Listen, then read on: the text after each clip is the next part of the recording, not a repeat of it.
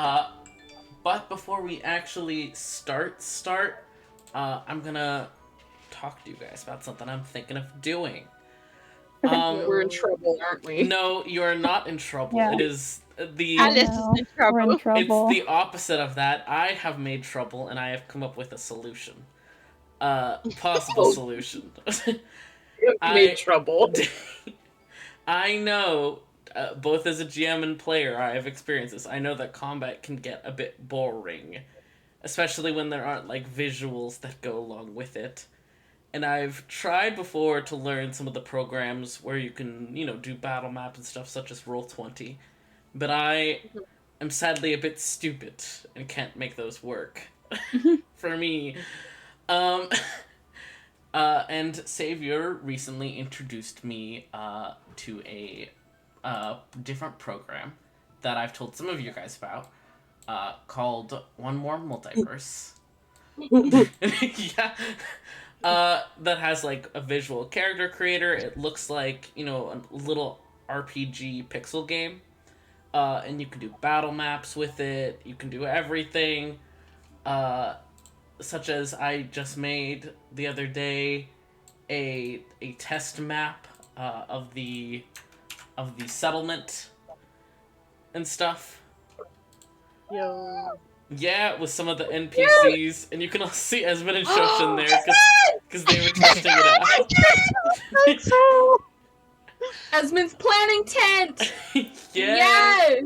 with a Oh little my Powell God. up in the corner. Hello.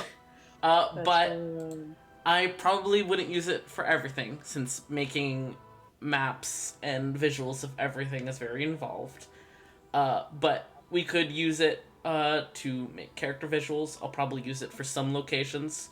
I could use it for battles if people are interested and like how it works. So we won't be using it today, but feel absolutely free to get it, to check it out and all that.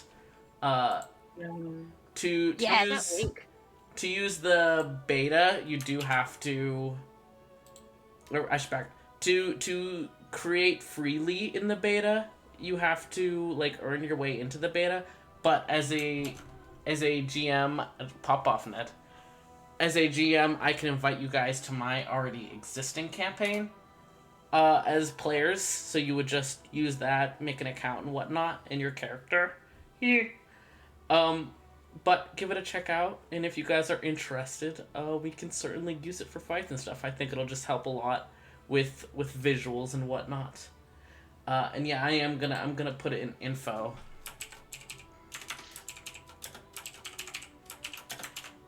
Oh yeah, sounds good. Yeah, I've made a fuck ton of the NPCs already, and a few of the different locations. Yeah, this looks so cool. I'm so excited. It's so cute. Like, you can see cool. Lucius there too, and Quail. Wah! I love them. I love a visual. Yeah, it's cute. Yes. And the character creators give you so many fucking options. Yeah, it's pretty flexible, surprisingly. Mm-hmm. You just have to, if it doesn't let you do it the first time around, you just gotta do, like, the amalgam one or whatever. That's what I learned. Yeah, the unlocked one. Yeah. But yes, that is what I mainly wanted to touch on first. But to bring us to the actual session. Yeah. So where we were last was at the tail end of the aftershock. The shaking was finally starting to die down. The ice monsters, the spiders, and the little snow mounds were starting to dwindle down. You guys have taken several trips out of the barrier amongst yourselves, and also a few with Havoc and Burst and the like, to pick off the monsters one by one. Savior is getting ready right now, and I've also run through with Savior what we're doing, and been told some details. Yes.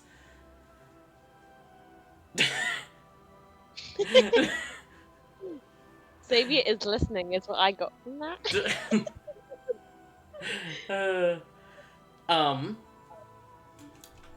but like I said, you guys have been picking off these creatures. um, Off. and it's coming to the close of the 24 hours, and the aftershock has seemingly nearly faded entirely. For those of you who have experienced one before, this is, about the time when you would be saying, like, it's over and nothing new will be happening. It's just a matter of cleaning up what's already here. Such as the ice filling a bunch of the trees and having destroyed a portion of the forest. But the barrier is starting to flicker. The settlers are starting to get antsy to be able to leave once more. What would you guys like to do?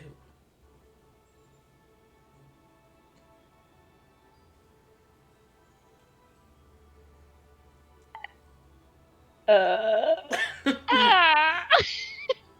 I want to check out. So you know the asteroid we placed around that created the barrier, or like the Yes. rocks or whatever. Mhm. I guess I want to go look at the state of those, just because I'm interested in what they'll look like. Yeah, sure. Give me an Arcana check. Oh god. Can't even just have a little peek. I mean, you could take a look, but No, I'm kidding. I'm proficient in Arcana. It's fine. yeah, Hey, yo. 23. hell yeah. Taking a look at it, these crystalline orbs that you can see with the light inside, they are far, far more dim than when you all first set them up yesterday. Uh, and you can see cracks starting to run through the crystals, and the runes are starting to flicker in and out, seemingly losing a lot of their power. So, while you may not understand all of the particulars of how these particular items work, you can tell that they are indeed running low on juice, and will, from the cracking, you would guess that they're going to shatter when they run out. Nice. That's what I wanted to look at. Yes. For the rest of you, really, all of the monsters that you guys have noticed have been taken care of. That doesn't necessarily mean there aren't more, but there will hopefully be a significant less amount, so they'll be easy to deal with. And Havoc and her crew are actually packing up to head back to the ravine once the barrier goes down.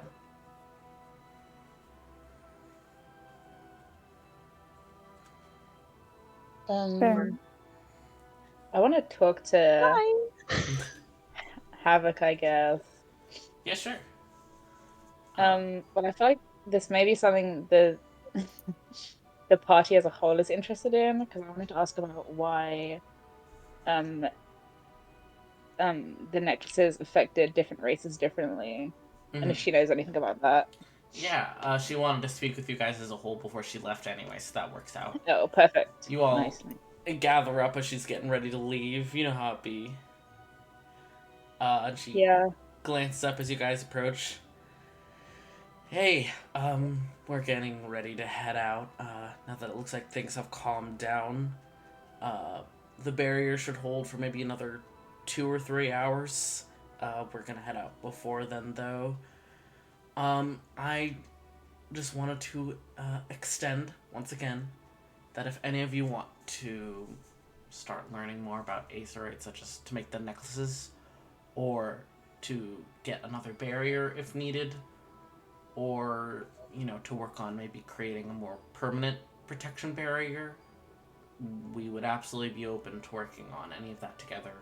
You're welcome to come over anytime in the next couple days.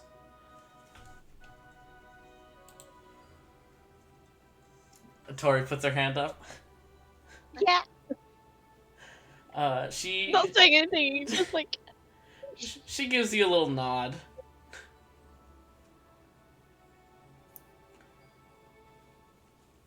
she gives him a back.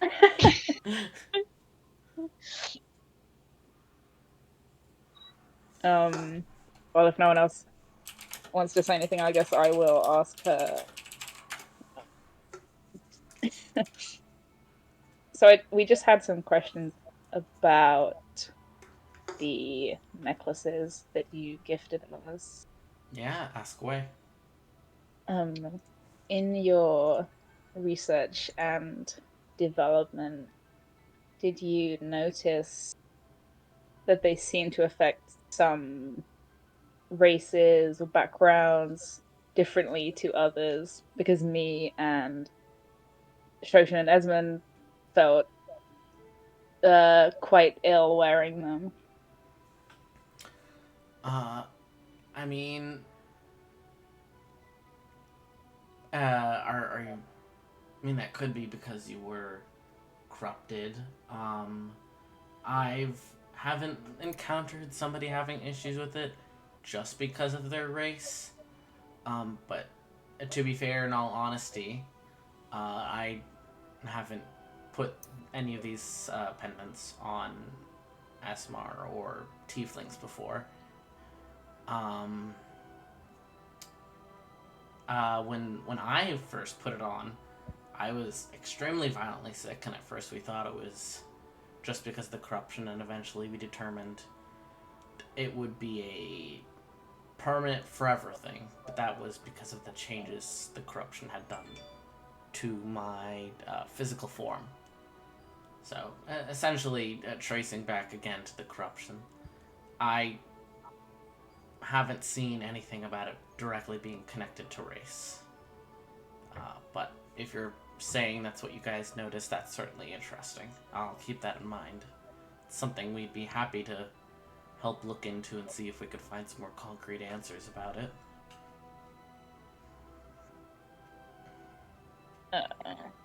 Don't you have a tiefling working with you now, Undertake, I believe? Yeah, he didn't report any issues.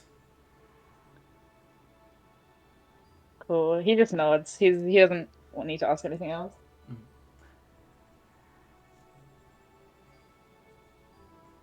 Does anyone else want to ask or say anything? I can just imagine that all of like everyone's characters just like giving like quick like looks and side eyes at each other. Yeah, literally. Havoc gives a little head dip. Alright, then we'll be getting ready to head out. She ignores us with yelling.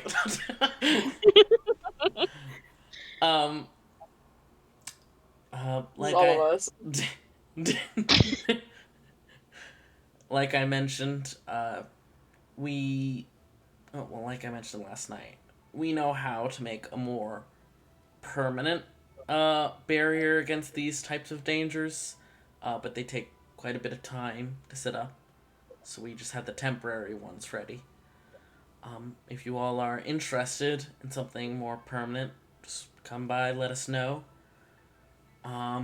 She glances back over her shoulder, where you can see the rest of her crew is getting ready to go.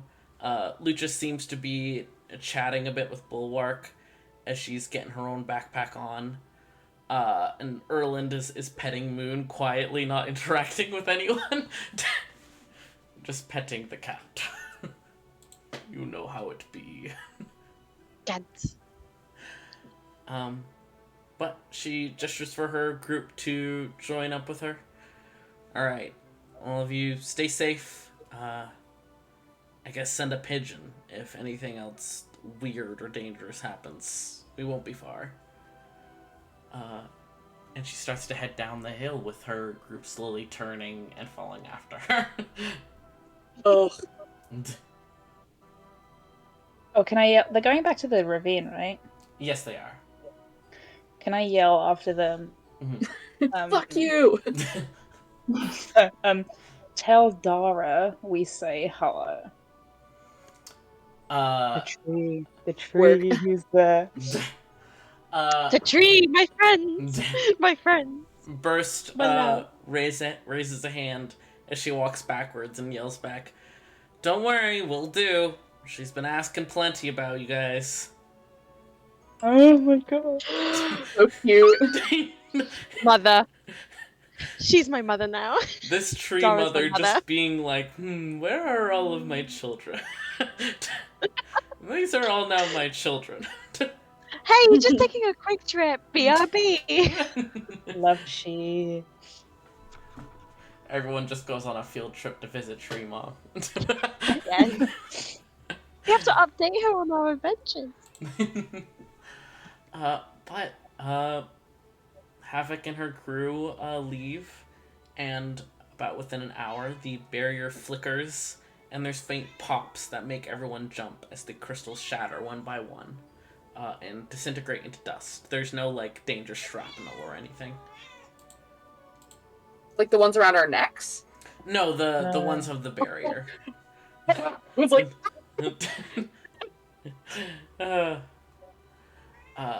But you guys are left in a mostly quiet settlement. Esmond seems to be deep in conversation with Maya, who is holding a letter, and a pigeon is perched on her hand. She seems to have received a letter and is discussing it with Esmond. Mm.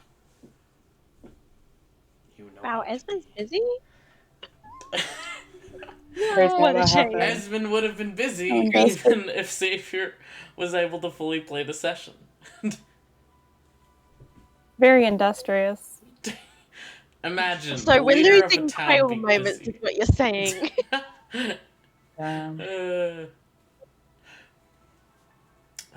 But before we start to move in a different direction, is there anything you guys would like to do in the immediate aftermath? Go and build trees. Oh, jeez. You're building trees? How do you Building build trees. a tree? Yours craft, baby. I don't know if they let you I want build a a fucking tree hammer. there. Nope, they do now. Figure it out. It's not all of them, but they do now. Let me double check Druidcraft, because I don't know if you can grow a whole ass It tree. says you create you instantly make a flower blossom, a seed pod open, or a leaf bud bloom, so I can make lots of saplings. Fair enough. You run Thank you. around making saplings. Yes. Me looking at Xavier, who was telling me beforehand about his plans to clear out more of the trees. No. But what if That we is made so more funny. trees? No, Tori wouldn't let him. Or it's like tree line. I don't know her. No, Tori accidentally makes a settlement like so much smaller. Just the visual of Tori going around casting Druidcraft over and over to create little saplings, and Esmond following after her and pulling them out one by one. Oh my god.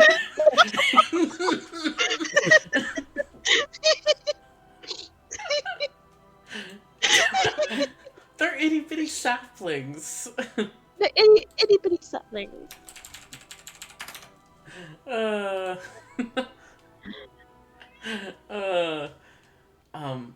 alrighty. Go ahead. No, actually, would it be cool if I talked to Nemesis? Yeah, totally. That would work. Let's fucking go. I'm Great. Alice, terrified come for help my me. life. Why are you afraid for your life? Yeah, I got I it. already told you. I was like, hey, listen, I'm not I'm trying to kidding. freak you out. Let's So- fucking go. I'm the one who's afraid, actually, so Oh, it's wow. fine. Alright, yeah, I guess in the sense of it just being like, hey, you wanna, like, back in the tent as an aftermath, I suppose? Sure. I'll follow you to the tent. Sure, close enough. It works. Alright,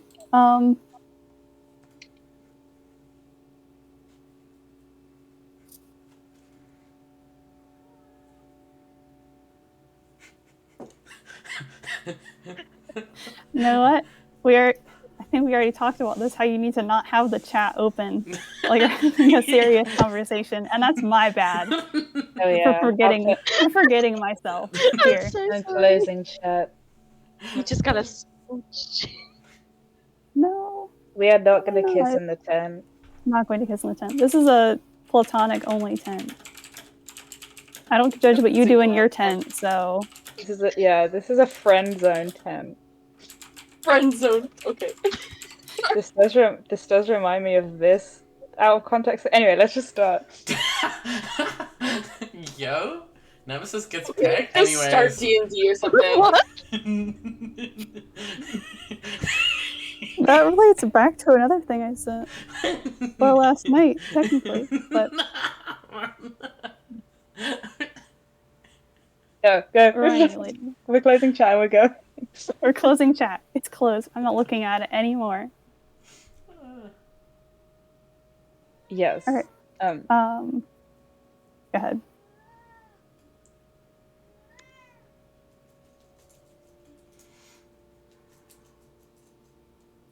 As far as the what happened earlier, with the amulet,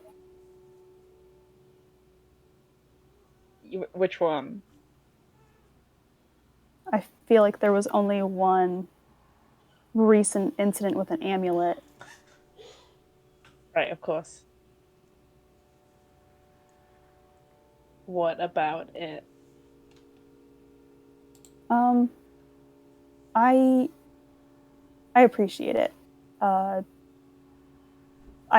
understand, I think, what you were trying to do with everything there, and it's not really your fault that things were going to maybe get a little,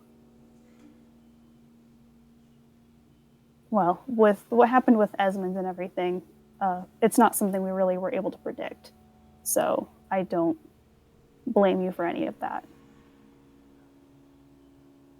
Oh,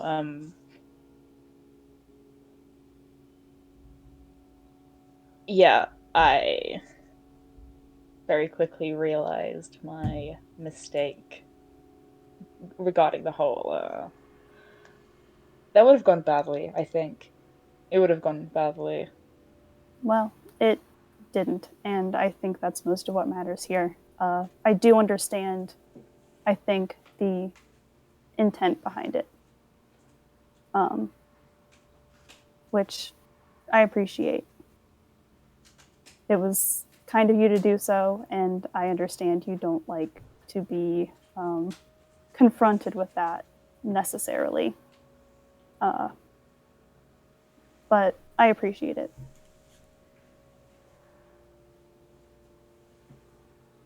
He looks very, like, I guess awkward because Shoshen's like, you're being nice and you don't want me to point it out, but I'm pointing it out. That's funny. I just wanted you to be safe because you know what? Because it doesn't matter. I wanted you to be safe. I guess Esmond pointed out that it was your choice not to wear a amulet. I suppose that should have been respected. Well, yes, but at the same time, we can all make the wrong choice. And sometimes you can make what you think is the right choice, and it ends up going poorly. I would know something about that. Well, that's just how things are sometimes, I think. But I'm not really necessarily used to being treated with, I suppose, kindness in that sense for being the person that I am to other people, instead of the idea people have of me. Back home, it's different, which is a lot of why I prefer being here to where I'm from, I guess. Is the, I mean, if I may endeavor to find out, what is the idea people have of you back home as opposed to here? That gets into quite a bit. But, I mean, I suppose it's time, I guess. And she takes off the wrap she has around her eye. No and way. it's a little bit more of like it looks pretty bad, which is probably most of the reason she keeps it like wrapped up most of the time. Like I'm sure you would have seen it multiple times before in brief, but she usually tries to keep it like wrapped up and everything, considering basically what it looks like is pretty big. It looks like a very clean slash across her eye, mostly. Yeah. With the flesh around that burned pretty bad. The eye itself mostly destroyed and just like closed at this point. But it's probably not something that Nemesis would have seen much in like the daylight at best. So, Right. yeah.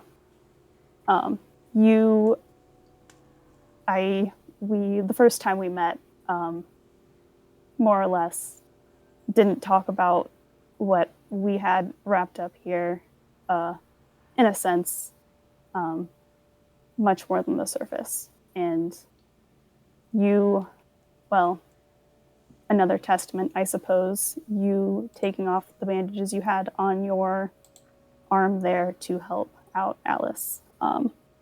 Again, I know not really your favorite thing being acknowledged for what you've done, but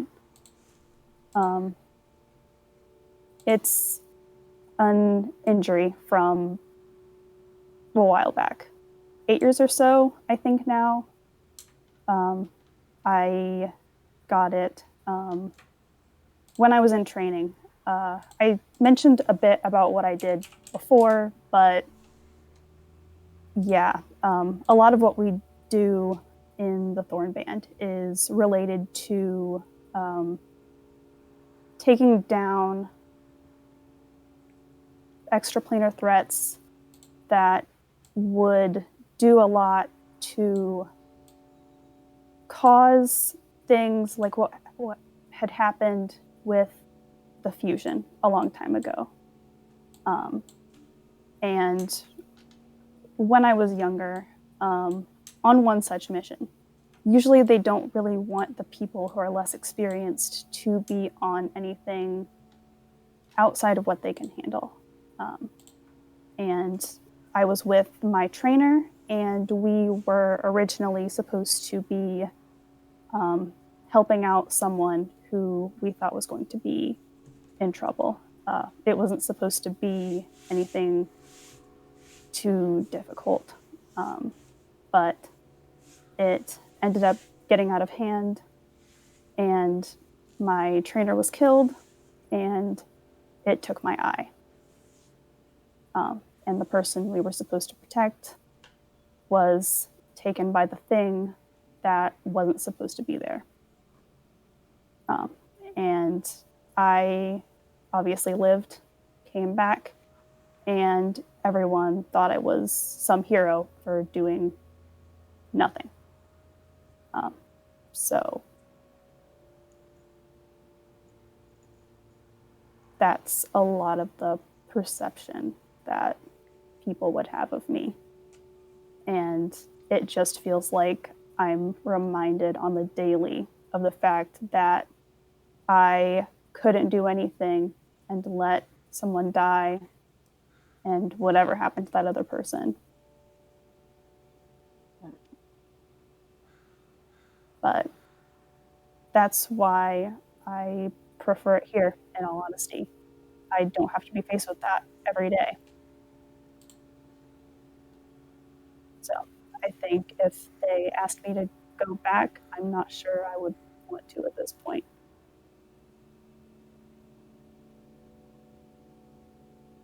Oh, right. I appreciate you telling me that, considering that, all things considered, thank you for trusting me with that. I can tell that it's a lot for you. Um, I so you don't want to be seen as a hero. Not for that. I mean, if I'm able to make some kind of positive change, um, well, I suppose I'm not really one who would want the spotlight in the first place. I think it's better to simply do what needs to be done to protect other people. Um,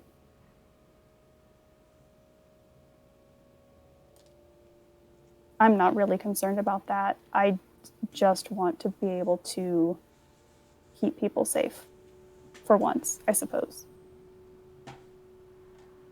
I think that you do a lot to, well, from what I've seen so far, you do a lot to keep people safe, and it's always, appreciated. I don't think that there is such thing as a hero, um,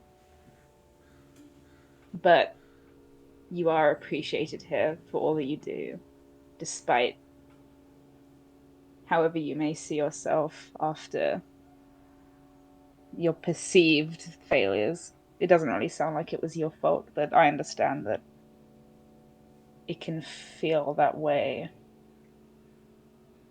inwardly. Well, in the sense that I wasn't strong enough before. So I just need to be better prepared for next time. Some things no person is ever strong enough to prevent. And I don't think that means that it's your fault for not being able to prevent certain things. Well, of course, I understand that, but it's easy to prepare what I would need to, in a sense. But it's not like anything like that happens generally that often. So, So I guess the you spoke about the Thorn Band. Is that what you said? yes. They what are they, like a big organization or a small one? Your family? What is that, Um, if I may ask? the people that raised me, perhaps, is a bit more apt of a description. Um, it's not that big. Usually, it's not. They're a little bit more secretive in the sense that usually it's mostly people like me and Esmond, I suppose, sometimes tieflings like yourself. That's the original founders, at least. But yeah, that's more or less what we're trying to do as a whole. Prevent anything like the fusion from happening again, that is. I mean, when you came to this settlement, was that work or more of a personal thing? Or a bit of Um, both? both, honestly. I wanted to come. I had at least briefly met Esmond before, and uh, many excuses to get away from um, the main camp is enough for me most of the time. I understand. Um, he like I guess, has that like super understanding look on his face, like what you're talking about going away and stuff, I guess resonates with him quite a lot. We know we are, and he keeps talking. We're very glad to have you. I'm, as is the same with everyone. It's a privilege to know you.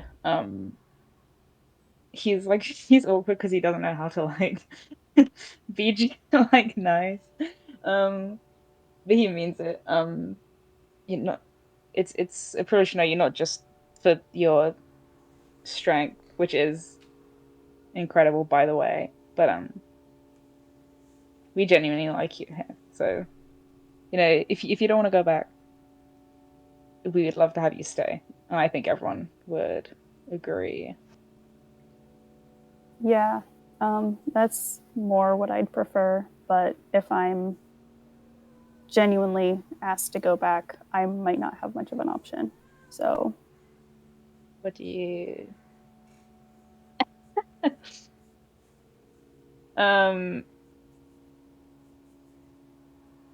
What do you mean? You wouldn't have much of an option. well, you came from your own organization, correct? Yeah, If they'd asked you to go back, would you have to go back? immediately. Yes. I suppose that is something I understand then. I guess we're quite similar in some respects then. Yeah, I think so. To an extent, at least. Yeah, you are taller than me, I suppose. Well, that's not, I mean, it's. That's the main difference between us, really. Yeah, I suppose. More in the sense that, yeah, I think that's fair. Just, it's, yeah, I prefer it here with you guys quite a bit. And it's been a pleasure getting to know, I suppose, you in particular. I know that I have Quail. That's most of the friends I've made in the past. So, yeah, it's nice meeting more people that I can actually talk to, I guess. I mean, I think we're a pretty accepting bunch. I don't know, but you don't have to wear that thing. And he like motions to the bandages from her eyes around us if you don't want to. It's yeah. It's more just it's fine. I prefer to keep wearing that instead of maybe freaking people out. But yeah, it's. I don't even know if it's something I could necessarily get fixed, honestly. I haven't tried, but it's a reminder at this point.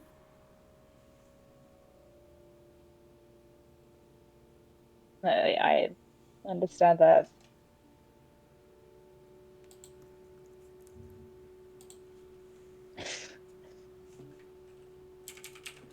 Well, thank you for trusting me.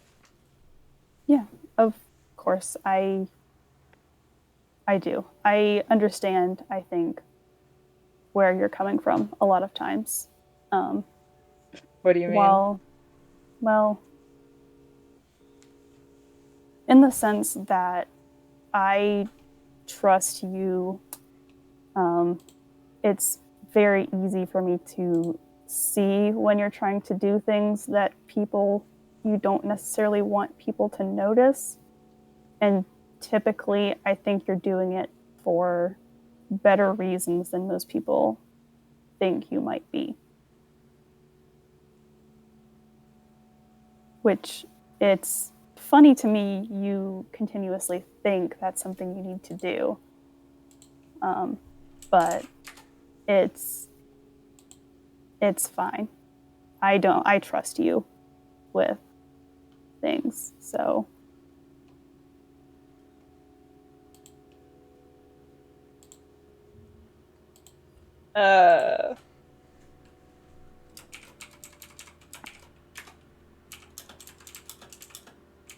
Thanks.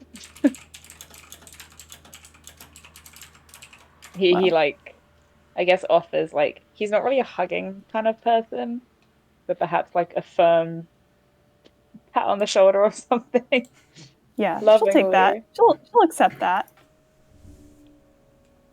Hell yeah. Yes. Yes. Hell yeah. Is You there... get the Shoshen law. Yeah! Is there anything else you guys do the same day before we get into anything remotely time skip related? I would like to say thank you for the lore. Yeah, you're welcome. Oliver made some joke about, hey, I've counted out the number of times you've mentioned anything involving Shoshen's backstory, and it's 0. And I was like, oh, wait. I'm slurping. Thank you so much. Yow. Blur. So fresh. Alrighty. Then if there's nothing you guys want to do directly the same day, I am going to talk about something in the evening, and then we're going to move into some time skippy territory. Yes. So, Shoshen. Oh no, bro. Your We're speedrunning it today. Your talk with Nemesis, while freeing in a few different ways, also, brings back some things that you don't often think about, and it was years ago.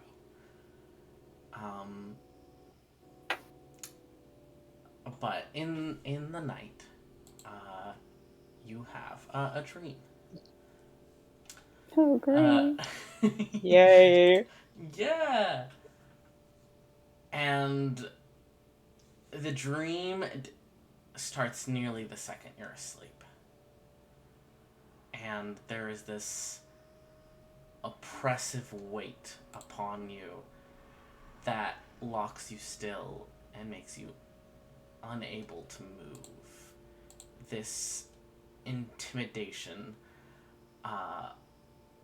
that you can't ignore as you look up to see a being that you have not seen in quite a while. An extremely tall figure that you can't make out the details of from the way they're glowing with blinding fire in a brilliance that sears your eyes. Multiple sets of wings stretching from behind them and curling behind them to try and block the crying teen from your view. And the main detail you can make out, these furious orange hazel eyes that stare down at you and exude this overpowering aura that curls over you, a sense of guilt and desperation that makes it so difficult to focus, much less run. And every instinct inside of you is screaming to run.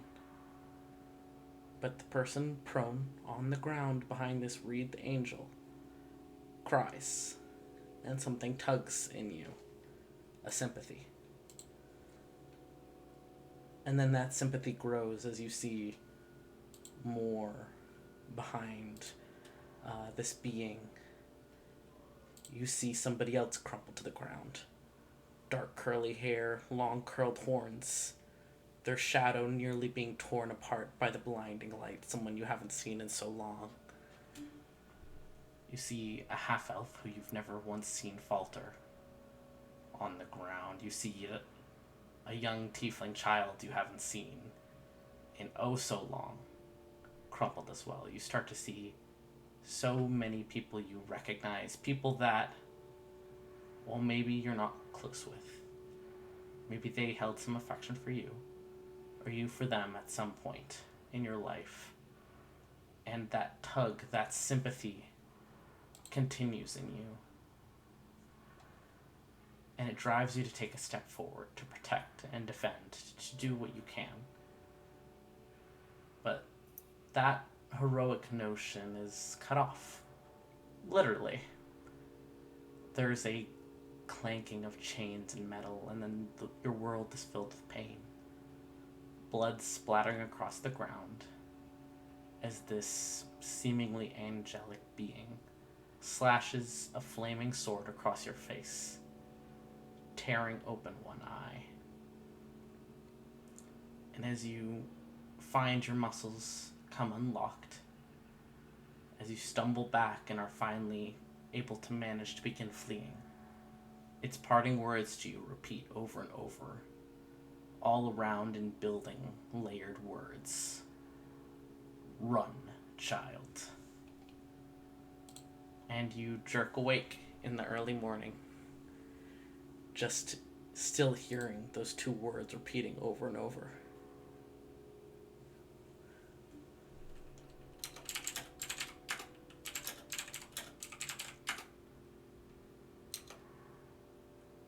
Is Megan okay? Okay. I'm just oh, okay. Listen. I'm sorry. I got worried. God King, you're valid. But yeah, Shoshen, you jerk awake from that nightmare. Yeah, I'm gonna go take my sword and go just like stay in the woods, I guess. Just hang out in the woods a little bit. Wow, that's Probably so good. valid. Thank you. You go outside and you stare into dark, thick woods under a night sky in a night very similar to another night when everything changed. Anyways. Yeah, a normal one. A normal one. Yeah, normal one for Shoshen. You know how it be. Yeah. Been there, done that, you know? That feeling doesn't necessarily fade, though. That oppression that weighs over you, that sometimes comes when you linger on this memory. And sometimes you might wonder if it's your own mind playing tricks on you. But there's something about it that feels more, that feels heavier than just your own mind.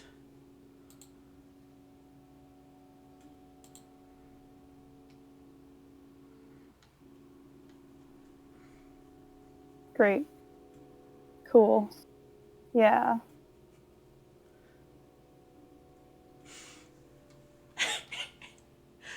But, to the rest of you, the strings really do be setting the mood. It's such a fun song, you know? Inscription mood. Your little laugh. Hee hee. Drama. Before we start to move further into this little time skip, Alice wanted to talk with Nemesis. Absolutely. Yes, it's morning, Queen. People are doing things. What would you like to do? I gotta give Nemesis his bandages back, because he was so kind to me, so... Yep. I have him in, like, a Ziploc bag. I sprayed them with perfume because I couldn't wash them. Sorry. There's a stream. You could wash them. Too tired. Too tired. Too boring. Oh my god. Okay, where would Nemesis be first thing in the morning? What does Nemesis do first thing in the morning? That is a great question, I guess. Pee? No. Yeah, take a piss. You're at like the fucking river. I guess he's just like hanging out in the tent, like having the drink or something, like some water or whatever, just like I guess he's a morning person.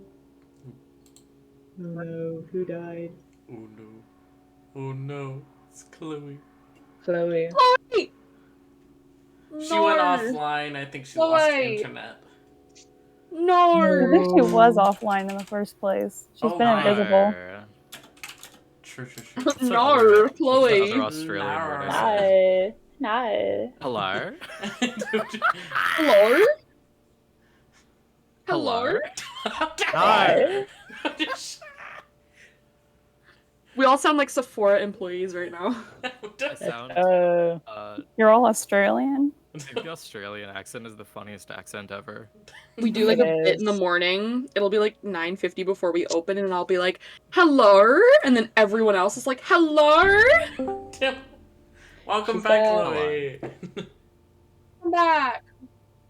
We missed you. Hi. You are missed. Oh, do we continue? Yeah. You guys. Yes, But I was talking that whole time. Fuck's sake. My computer just decided to go no. Oh no. No, not D&D. No. No.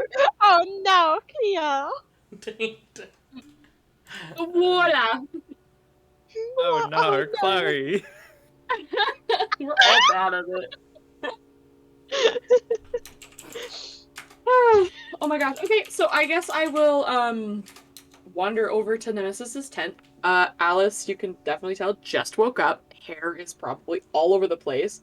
And she's like low-key brushing it, like with her fingers. As she's walking over, and it's like, when you wake up and you're all like stiff. Yeah. You're like a waddle, literally what's happening. You know what? I'll be sitting brushing my hair too. It's pretty long. There we go. Oh yeah, you're all in the tent. Knock knock, here it comes. Yeah, I guess I'll just like I can't knock on a tent. Nemesis! Come in. Good, you're awake! And then I'll like walk into the tent. Shoshen's in there. Let's go. Shoshen's like asleep, like. Hello, good morning. You look great. That's true. You're not actually asleep, you're just like turned over to pretend you're asleep, but your eyes are just open and you're just staring at the ground. Well, I. Okay, in that case, I'll come out to Alice. I don't want to disturb Shoshen. I'll come out.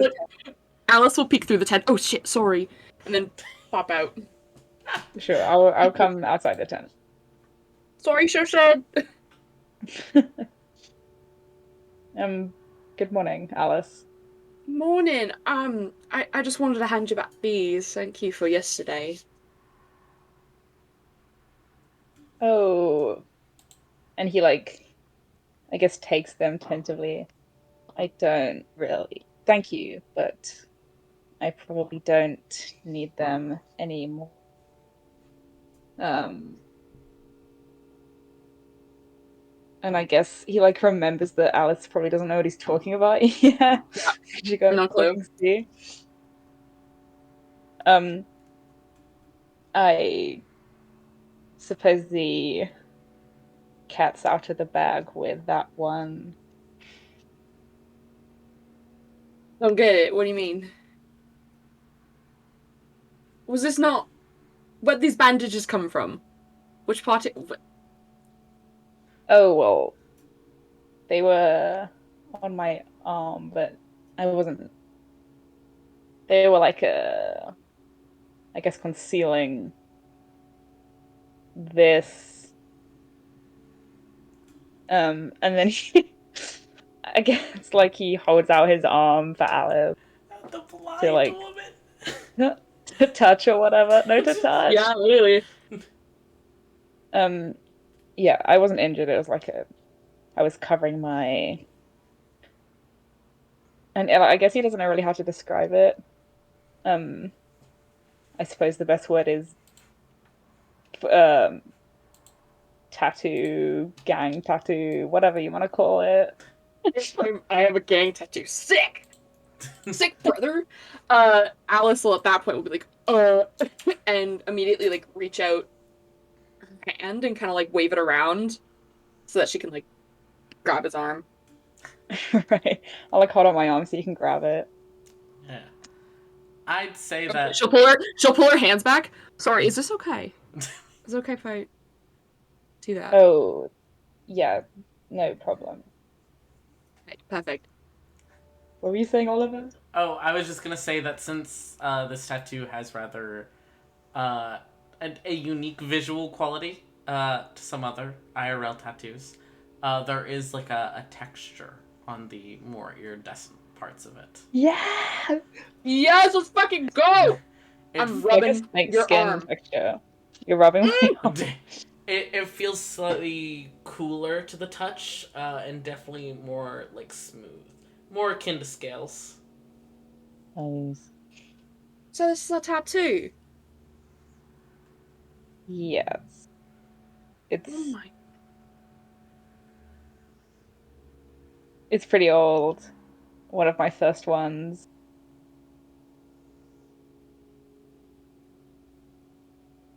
Jeez. I mean, hey, this is pretty cool, but that would have hurt. What the hell? Well, yes, I think that tattoos tend to have some sensation along with them being applied.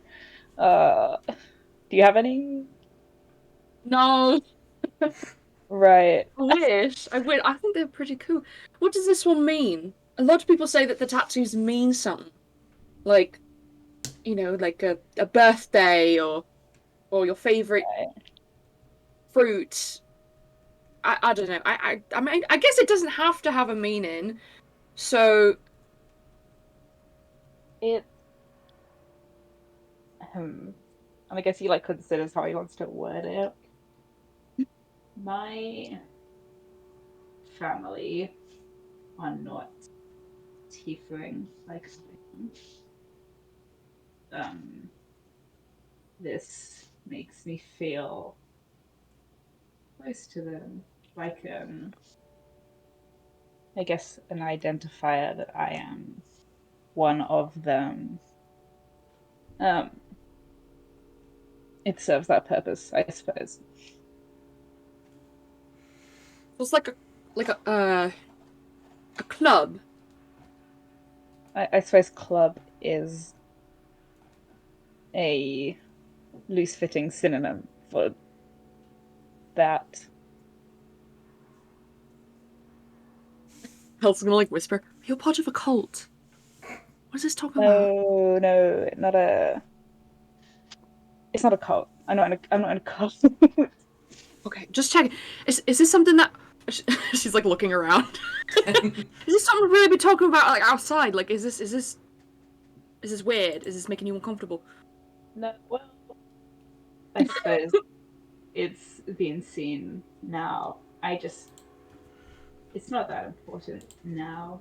I perhaps worried that the reputation of my family may breed distrust within meeting new people here. But I think that I've managed to do that with my personality alone. So, you know.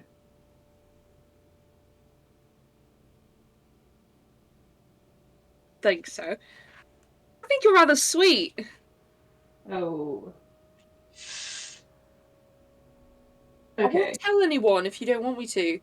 I'll keep it our secret, but you're rather nice.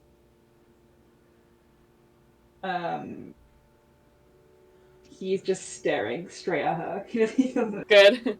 I could sit here and gas you up for the whole day if you really wanted me to, but No, I'm really okay. all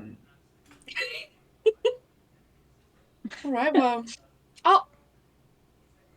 I mean, you could either keep them if you wanted, it's whatever. But I don't think I need them now. well, I'll put them in like my pockets because I have plenty. Yo. Keep them next to the rocks just in case. Keep them warm. Well, just let me know if you need them. But I think, I mean, I guess if you don't really want to be associated with your family or anything like that, you can just, I mean, He like immediately jumps in. He's like, no, I do. They are family. oh, Not too okay, blood, okay, but cut. but Found family. I suppose that's a way of putting it. They found me.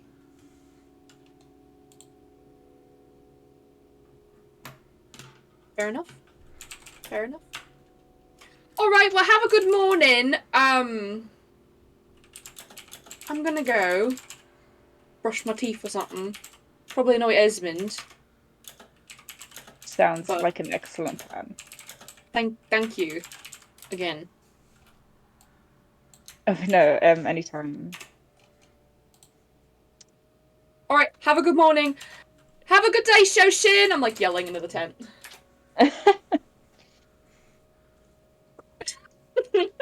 She's just like, what? Just looks uncomfortable. Has been awake this entire time, just kind of like pretending that she's not there. Hell yeah. I'll see you at breakfast. Nemesis is like, 2 people have told me I'm nice in the last 24 hours, so I need to like go commit a crime or something. Go just like Some shame shit or something. someone. I'm actually Yeah. gonna take those bandages, and I'm gonna tie them like around my belt because I think it's cool. Oh, And that's keep them out in the open. soft. Yeah. Oh, I had that shit. Yeah. That is so soft. That is soft, actually. But as we start going through this time skip, there's a few different things I'm going to touch on, and then you guys can tell me what your characters might be doing during this time. First of all, at some point in these next 2 weeks, to be clear, it's going to be a 2-week time skip. At some point during this, Tori, you are approached by Lucius. He kind of sidles up to you while you're working on something. There's a lot of building going on. The plants are being... Not the plants. The farms are being finished up, so maybe you're helping with the farm and starting some of the seeds. Oh, absolutely. Yeah, but he I'm approaches... bring food left and right. Yeah. He approaches and kind of awkwardly shifts his boots in the dirt next to you. Hey, so we had talked about this, a little bit, and I'm not sure if you were, legit about it or what, but if you want, it's really nice weather right now, and, there's not a lot of wind, it'll probably be a good view,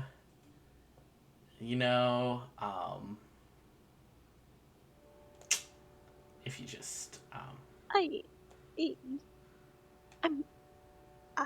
If you don't mind letting me just need to fix up a few more of these plots here, but I'd be happy to. Yeah, I don't want to interrupt you. Just figured I'd, mention it.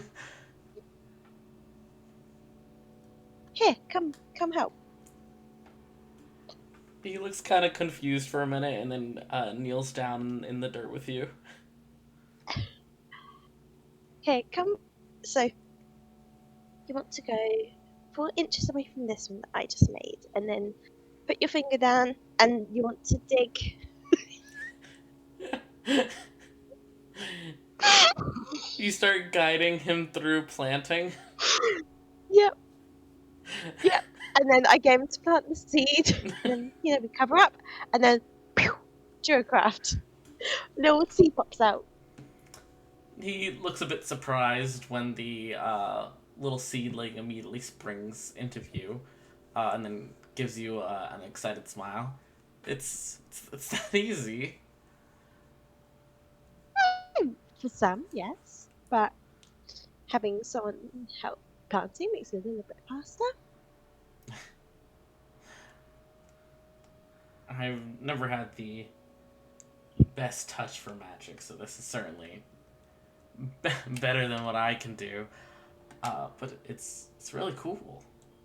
Don't know a lot of people who can do nature stuff. It's just learning and a little bit of magic. I mean, planting is very easy in itself. The hardest part about it is just waiting. It's being patient. Not good at that one. She gets up and she's got mud and dirt all over her, all on her knees and her hands and her just everywhere. Relatable queen. Mhm. You want to go now? Will it be okay? Yeah, totally. I don't want you to feel like you have to come, but I just know you'd been interested. And I'm free right now. They don't need me to lift any more of the logs for now. So, Tori, remind me, you're still wearing your cloak and stuff, right? Yes. Yeah. He kind of always, baby. Yeah, he kind of glances up at the sky and then glances at you. So I'm assuming you're gonna want to look down to see things and stuff. You might need to take off your cloak and stuff because that could get tangled up in my wings. It makes it hard to fly.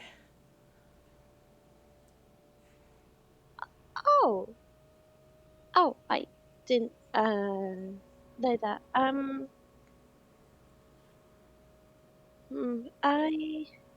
Okay, so we'll probably run back to her quote unquote Alice's tent to where she's made her own little nest outside.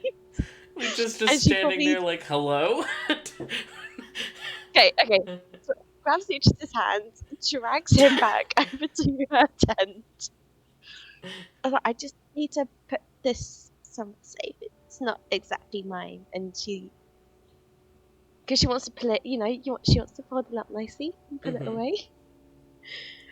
And when she takes it off, she has her little wings that kind of unfurl. She kind of has them tucked in a way. What? Crazy. So fairy wings. Takes her she takes her cloak off, and these kind of iridescent, almost clear wings kind of pop out. Not pop out, but they unfurl, and when it hits the sun, you get these hints of purples and pinks and blues. And she kind of just carefully folds the cloak away and tucks it under all of Alice's stuff. To keep it safe. But you see that, I mean, no one else does. Lucius sees that they're kind of ripped and, I was about to say decayed, but decayed is not the right word. But ripped and broken apart, so that you can see that they're falling, but they are not all there. He definitely has a surprised expression, and goes to step closer to look, and then kind of pauses to make sure it's okay with you.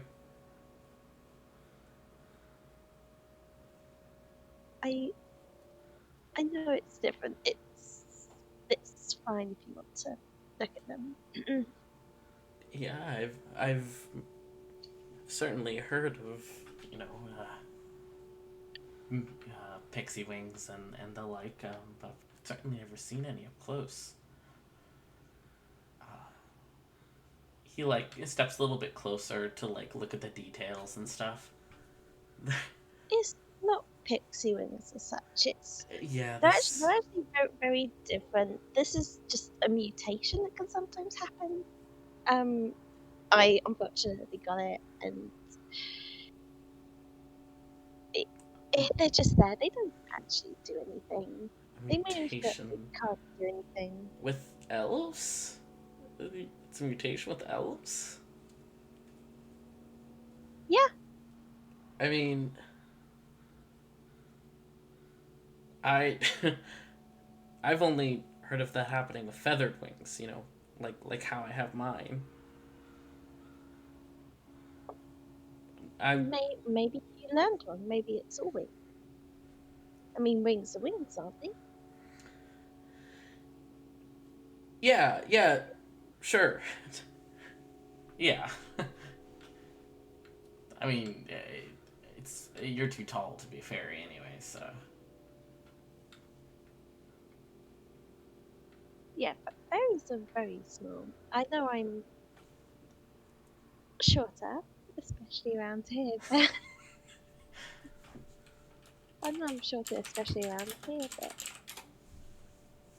I'm not short as a lot of other things that you could see around in there, especially in the Feywild. Everything comes in all shapes and sizes. Yeah, certainly. Um, I mean, seeing this and hearing that you say they don't work, it certainly makes sense why you might be interested to go flying.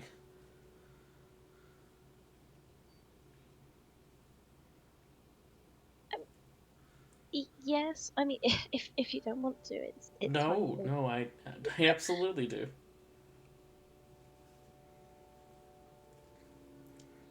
He kind of holds out a hand to yours and waits for you to take it. I take it. Yeah. Yeah. He kind of guides you to stand in front of him, and then wraps his arm around your waist, kind of bends his knees for a moment, and then with a snap, takes off into the air. It's a very like powerful movement. There's a lot more strength involved than there would be with a bird, which makes sense because he is bigger and he's also carrying you. You imagine that for you, if you could fly, flight would be a much more delicate thing as opposed to Lucius, where there's a lot of coiled power and muscled wings. But nonetheless, the wind rushing through your hair, the way you kind of have to squint your eyes as he makes a quick ascent into the clouds. It feels right. Something about it feels very right. And for a while, he keeps up this kind of faster speed, kind of ducking between clouds, letting you get used to the wind, rolling over some of the more fluffy shapes, and then coming down lower to let you look at the settlement from above. But eventually, he slows down enough for you to feel like you'd be able to talk and be heard over the wind. Hold on.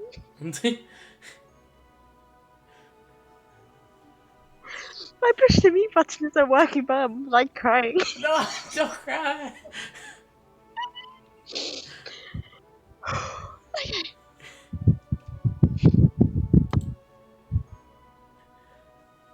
All she ever wanted.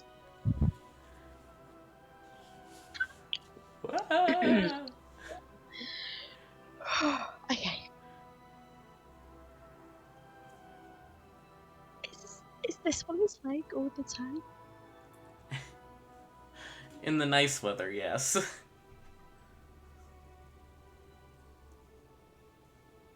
This is amazing. Here, hold on for a second. Don't worry, I'm not gonna drop you. And as he says that, he starts shifting you around, and it is nerve-wracking to have him shifting his hold on you, you know, a couple 100 feet off the ground. Please don't drop me, King. I just please. Ellen will kill you. It wouldn't be Erland who kills him. But it would be the full damage. Take 20d8 of full damage. But he shifts his grip, and you're already tense, so you can't help but jump a bit when you feel fingers nudge your wings open as he shifts you to one side and then the other, to let your wings extend slightly to get a better angle, and you feel the wind kind of push up underneath them in this sensation you've never really felt before. And at the same time that you can tell they wouldn't be able to support you, you can still feel them catch on the wind and feel a ghost of what it would be like if you were flying on your own for a moment.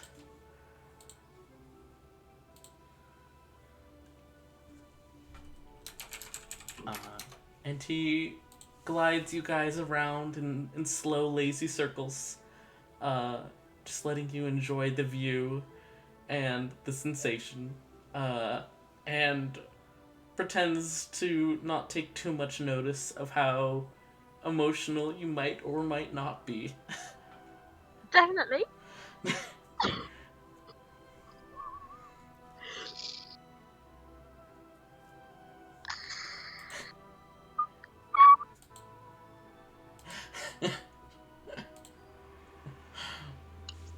Do you enjoy flying nature? What'd you say? Do you enjoy flying nature? Oh, yeah, I do. It's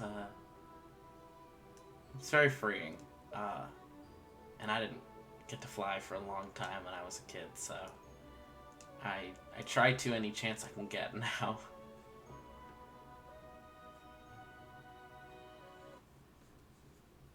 Well, I hope you make the most of the open sky. I do. And if you ever want to fly again, or you see me flying about, feel free to ask to come along. I definitely will.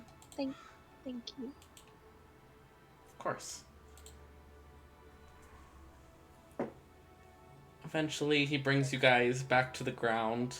He alternates between quick, short dives and then going slower, just to hear you, give a little shriek every time he unexpectedly drops.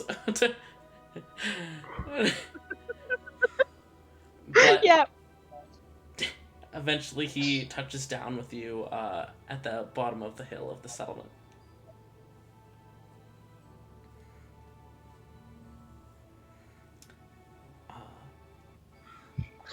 She just like falls flat on the floor. Whoa! Tori, are you all right? I think so. Do you want a hand getting back? She's like slightly wobbly on her feet, trying to stand up. Alright, I'll take that as an answer. He hooks an arm behind your knees and the other behind your shoulders, being careful of your wings, and carries you up the hill.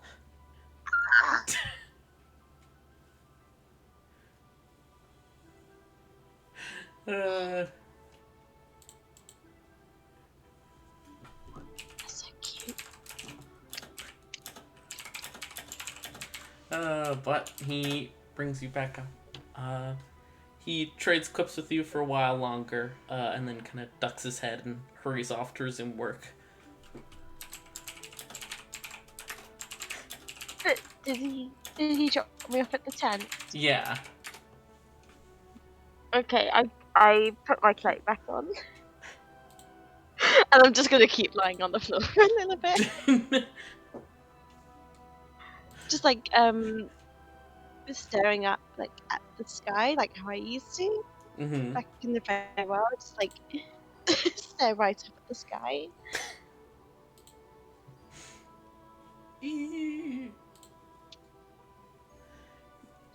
Do you cover your wings back up again, or do you leave them out?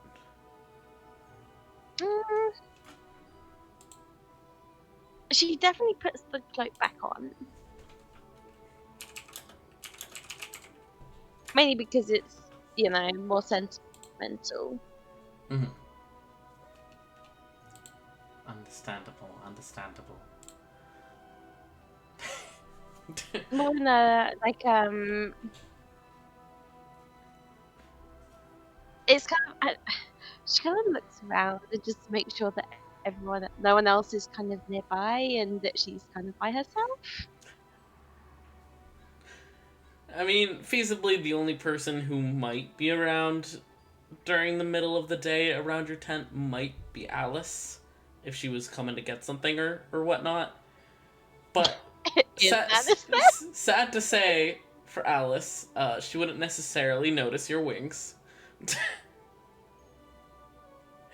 Well, she just kind of I just mean is that Joy probably put it back on and just kind of like wrap it around her and just start kind of whispering more in a kind of in a monologue sense, but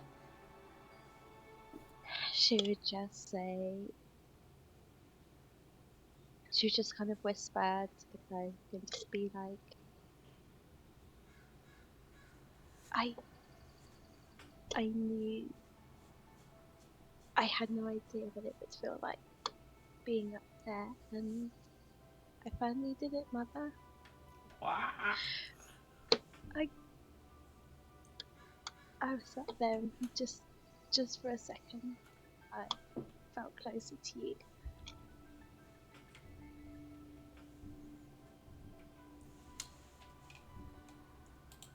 Thanks, I'll cry. Yeah, I know. Yeah, but it's fine.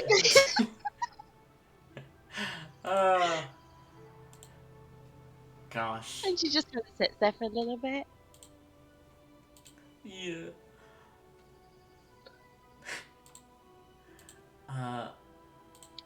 But let me do this. That's the wrong command. There we go. Did someone say mother? Perhaps. Perhaps. If I was too quiet, then I am sorry. I hope the recording picked it up. It did. Okay. But at some point during this time period, rather early on into it, Nemesis. You're just getting all the character interactions today. But Nemesis, at one point, on a dark evening, you're up at some point during the night. It's up to you exactly why. Maybe you're going to the bathroom. Maybe you're grabbing a quick drink. Yes. But you're walking back to your tent when you catch a glimpse. Oh, well, first you hear a sound. Some soft sound that, as you kind of incline your head towards it a bit, are able to eventually make out the faint strumming of a lute. And then pick up somebody humming quietly to themselves. And you kind of peek your head around a tent to see quail sitting in the grass at the edge of the settlement, just before the dip of the hill, kind of looking up at the stars in the night sky, as he strums away quietly, humming a tune you don't recognize. But but what really catches your attention, Nemesis, though, is how the air seems to shift around Quail in these concentrated spots, occasionally looking like the blurriness of a heat wave. But as you take a few steps to get a better look, the air feels cold close to Quail. And these shapes, these indistinct forms that seem to distort the air, twine and move about Quail, seemingly enjoying his music and pressing close to him. What would you like to do? I guess I will approach Whale.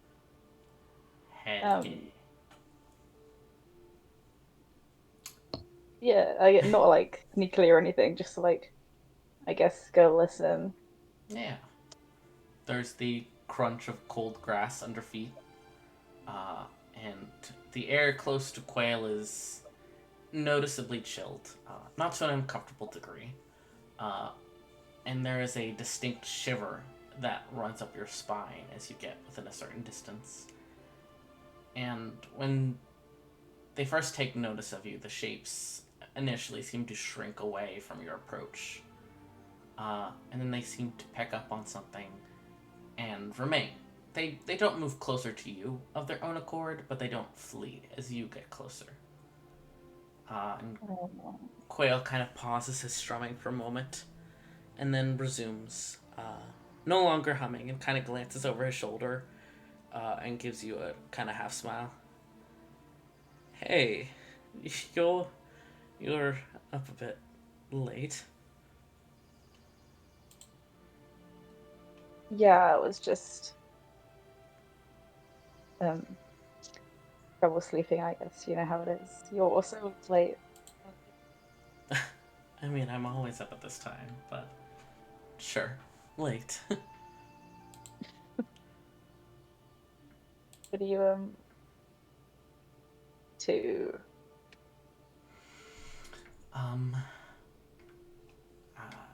you know how I told you once about the spirits and stuff? Yeah. Well, there's 3 here right now. I'm not sure who they are. I haven't sensed them before. But they were in the area and seemed a bit restless and lost. So I was just trying to, maybe provide some comfort, and they seem to like it. Can I see the spirits, like, can I see their faces, or are they just more like abstract kind of things? You can't see any faces. And before, when Quail had kind of made allusions to spirits being around him, you've never noticed anything before now. Right. But now you can see these faint distortions in the air. And it feels like maybe something is different, but you're not sure if it's with you or if it's with them. Okay, then I'll ask him. You said that you had one spirit that followed you. Is one of them here? Are they the? Are they here listening as well? Sometimes. I don't sense them right at this moment, but they come and go. It's weird, I guess. When we were talking about spirits before, I didn't know what you meant, but right now I can see what you're talking about, or feel it. I had kind of noticed something was starting to feel different about you. Uh, First I thought, maybe I was just imagining things. Or maybe you're just starting to like me. You wish. No. There's, I guess you could say kind of mist that hangs off of your shoulders.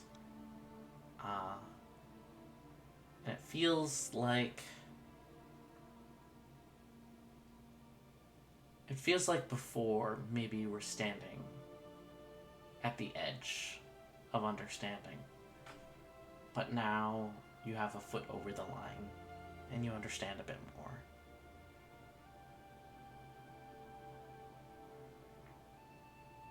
Well, I guess I know what you mean as well. When we were fighting the other day, how long ago was the aftershock? Sorry. Probably a couple days now. Okay, sure. When we were fighting the other day, it felt like there were some spirits on my side.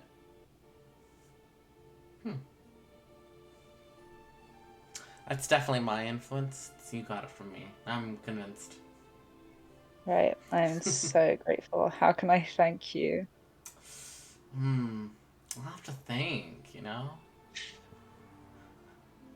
He kind of gives you a smile that shows clearly that he's joking, and kind of nods his chin to show that he's inviting to sit next to him.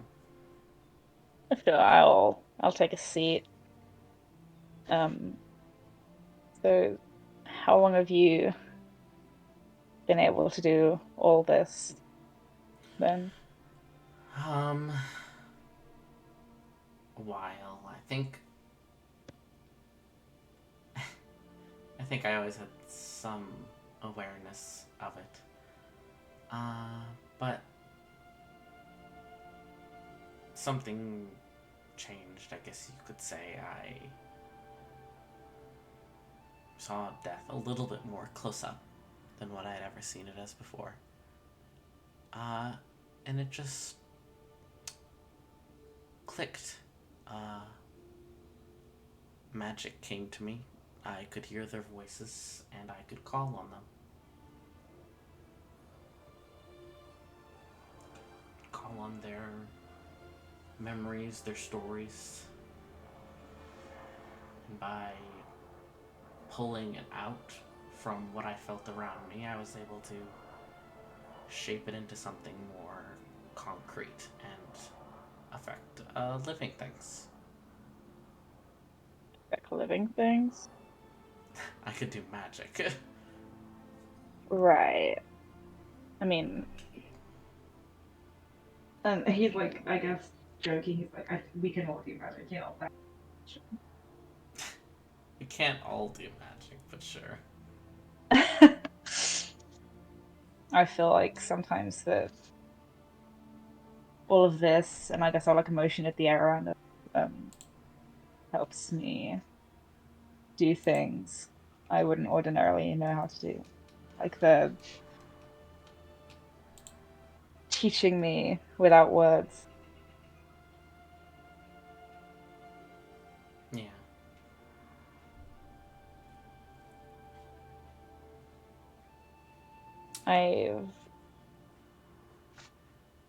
You'll have to forgive me if this is intrusive. Um, I'm thinking a lot about. You said there was that spirit that follows you. Mm-hmm. When I guess I'm just curious if there's one following me. When did you notice? When did you start to notice that? He keeps strumming and kind of like looking up at the stars and thinks for a moment before speaking again.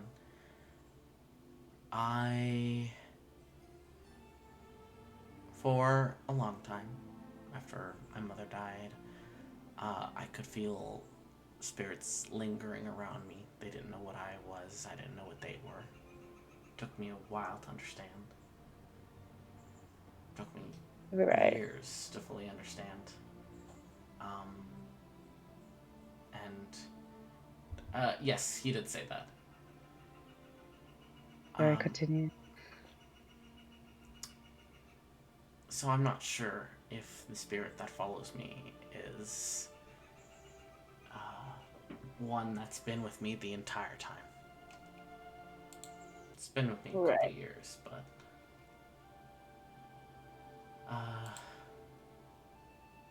I certainly sense spirits about you, but not to sound presumptuous, but residual emotions like that can happen a lot around someone who has, intentionally or not, been involved in a lot of death. So it's difficult to discern with you. Right. I guess being involved in death is the way you could describe how I have chosen to live my life in recent years. Yeah.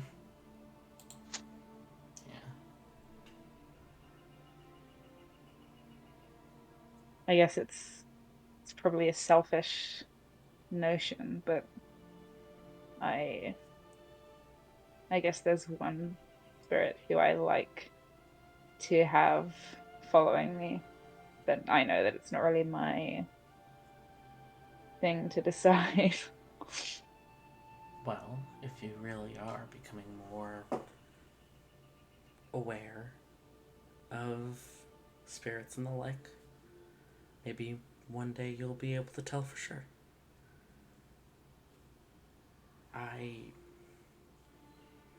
Like I said with myself, it took a while to understand it enough to be able to discern between them individually. Right.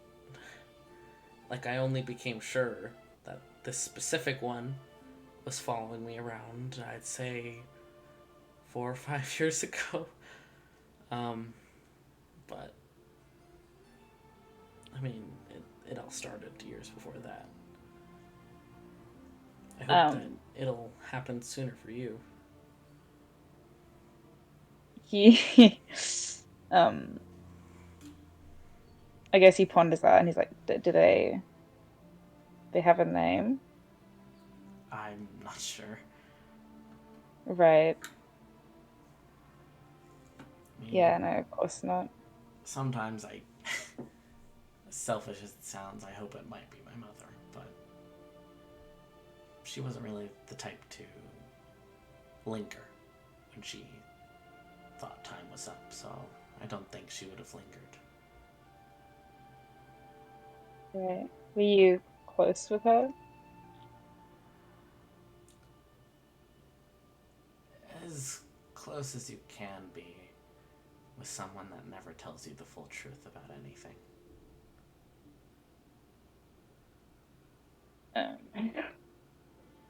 He'll like he nods, like I guess he understands what Bella's saying. That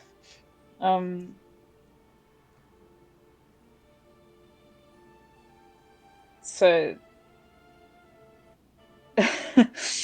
well,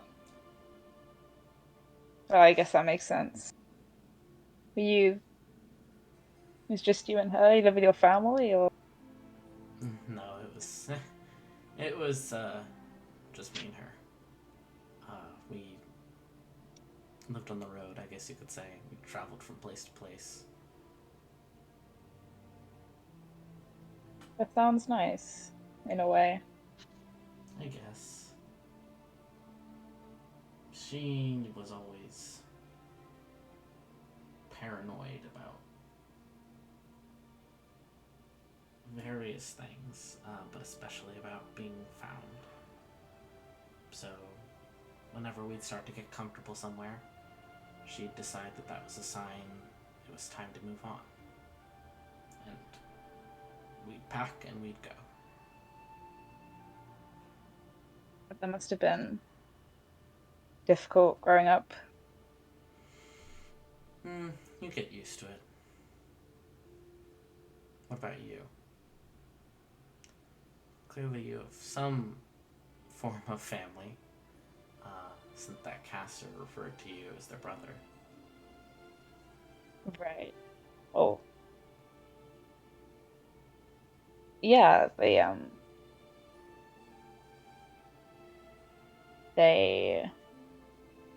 a big family. I am obviously not blood related, but they treat me like blood, so they're actually Yanti like you, so Is that why you dislike me so much? definitely that. No, you just look like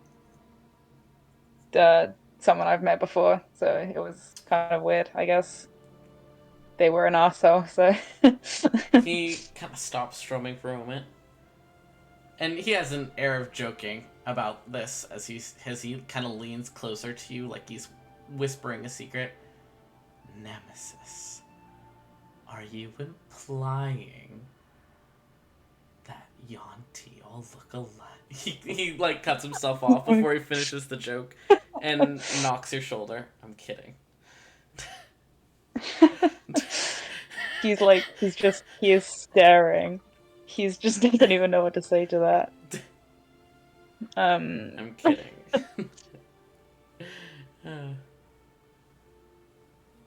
Well, damn, bro. He really doesn't know. He's like, hey, listen, that's not what I said. No, I know. I'm rather unique looking anyway, so whoever that was, they were most definitely blessed.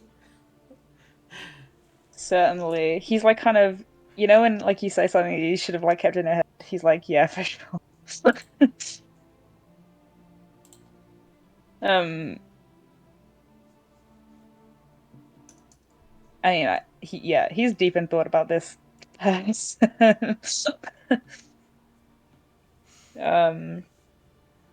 guess blessed is a word. Cursed probably also works. Maybe they're the same thing. All right. Maybe blessed for one of us and cursed for the other. Certainly. But you grew up around Yanti. That's interesting. Usually, from what I've seen, Yanti are pretty tight-knit with their family. I've usually don't like outsiders a lot. So it's interesting that you had a group that brought you into their family. Well, I think I got lucky. It's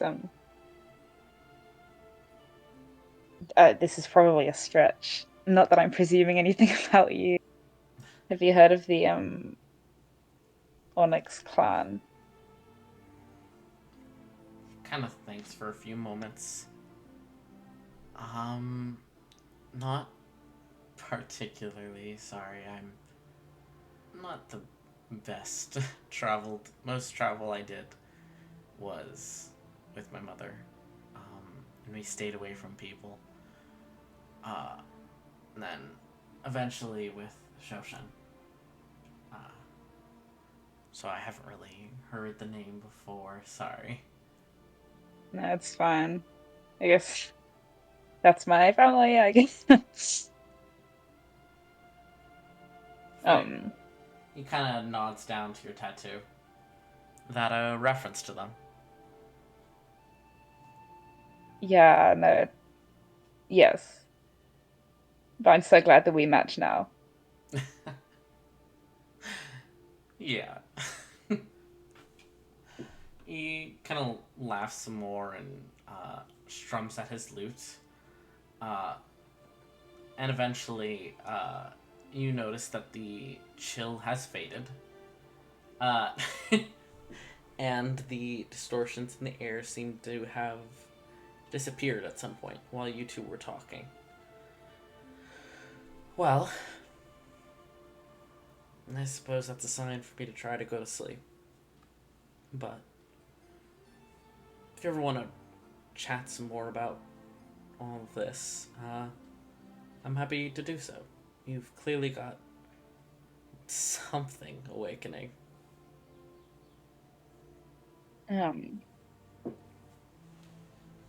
Well, very flattering.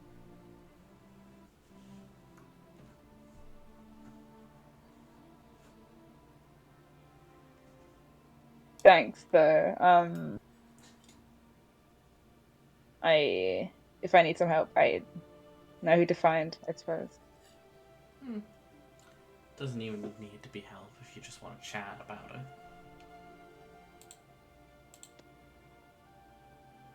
Yeah, if you wanna do small talk, if you wanna chat over dinner or something, whatever you're implying, Quail.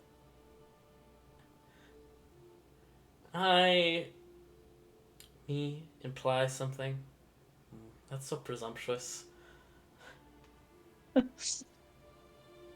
I can't believe that you would imply that I would imply something.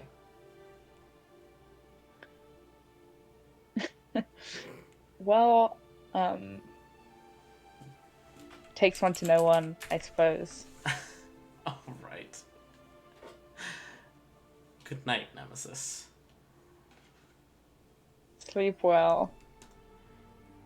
He stands up for a moment and then kind of stops and tilts his head as if listening to something, and then glances down at you.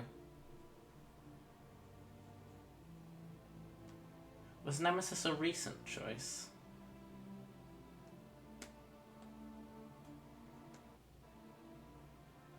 Oh my god. What makes you ask? I feel like I had heard a different name.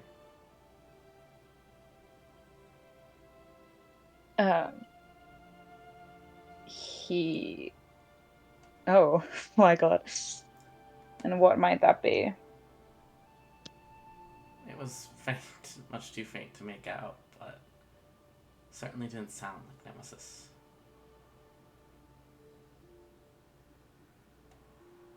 Was Quail a recent choice? No, my mother called me that.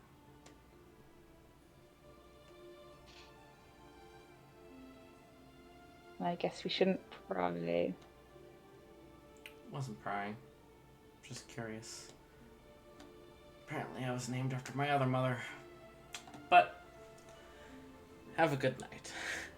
And he turns and walks back to his tent. Okay, Bro.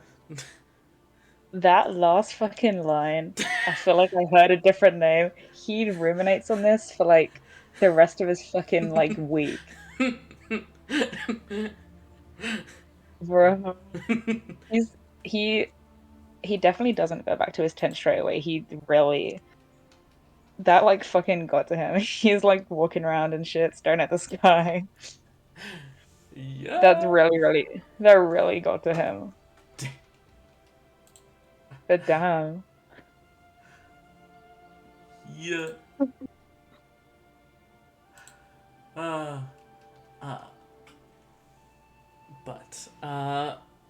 Yeah, see Shoshen looming in the woods, literally, yeah. Really? Nobody talks about any of their feelings during any of this. Everyone just ruminates. I love everyone. But during during this time skip, does anyone actually go to the ravine to try and learn anything? Unmutes itself. You know Alice would. You know she's a piece of shit. Tori also wants to go, and honestly, I've been thinking the past couple of weeks that she would drag Alice along with her. Alice is like, I don't want to go, and you're like, of course you do. Come on. I can go, man. Without the swear word, of course. Bitch is gonna be down there. Hell yeah. Alright. You guys... Wait, is it just me and Alice? Apparently. I love it.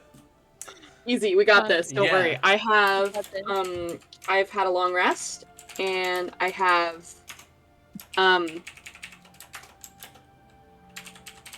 yeah. Let's fucking go. I got my little hammer and a notebook. Hell yeah. You guys... you guys head off. I like people yelling in my DMs. Anyways.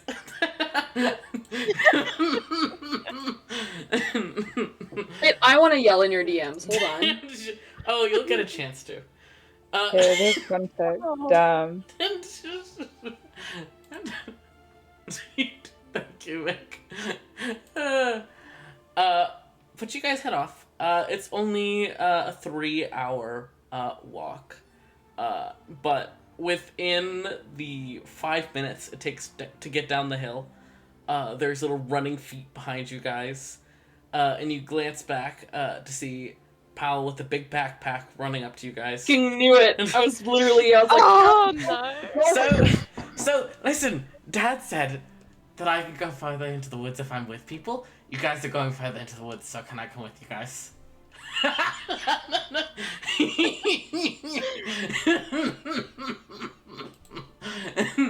Oh. Great to see you. Your dad would fucking kill me. No, I'm sorry. I can't take you. He literally said that I could go further into the woods. We had a whole argument about it and everything. The woods, absolutely. This is not the woods. This is different. This is not part of your little bargain. You're going through the woods. Can I do an insight check to see how much Power is telling the truth? Yeah, go ahead. Shiki. What is my insight? Oh, +5. Oh. 16. Nice. I mean, you guys heard the start of the yelling argument, and things have been tense for the first day, but then Esmond and Powell seem more relaxed with each other. And Powell is telling the truth. You have heard Maya indicate to some of the people that Powell is allowed to go further into the woods as long as he's accompanied by people. And he is bouncing on his little paws. I won't even come in. I won't even go near those other people. I'll just stay up at the top in the trees. I want to talk to that talking tree you guys talked about.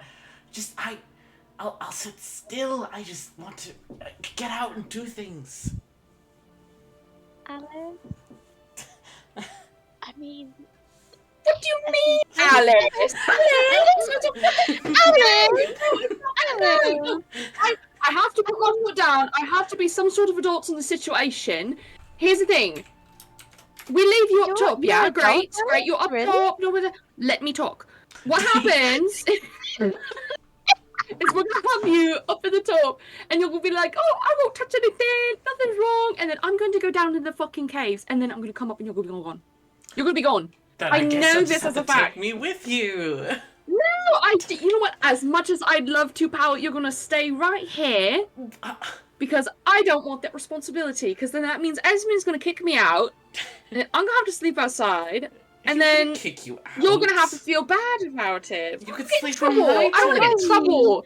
That's fine. Alice, Thank I you. highly doubt that Esmond would kick you out over something that Power's telling the truth over. Why are you ganging up on me? I thought we were like. I'm not. We were the same team. What are you? Of course, we're on the same team.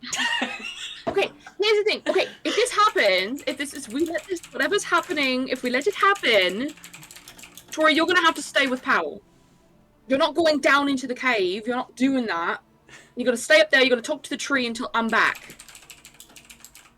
Oh, I have been meaning to talk to Dara, but I can't let you go down there by yourself. What do you mean you can't let me go by myself? Do you remember what happened last time? Yeah, I kicked ass, and... You almost got yourself killed. Not at all! Not at all. What about what's on your neck? A necklace. Fuck off. But what about the other thing that's scarred? It doesn't matter. I'm a human. I scar. Okay, chill. Okay. If Powell's going to go with us, then I'm gonna have to go into the caves by myself.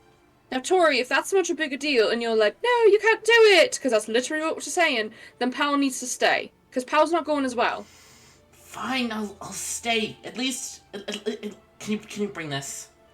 And he pulls out a little hastily folded up note that's like 5 pages long.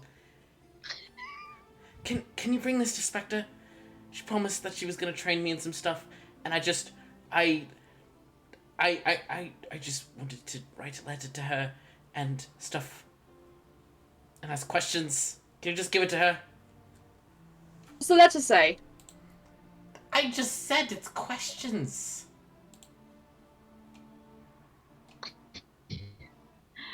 What else would I be saying? I want to insight check that. Yeah, I don't trust teenagers. I can just read it. I can literally. Alice, I can Male. read it. It's an unnatural 20, so.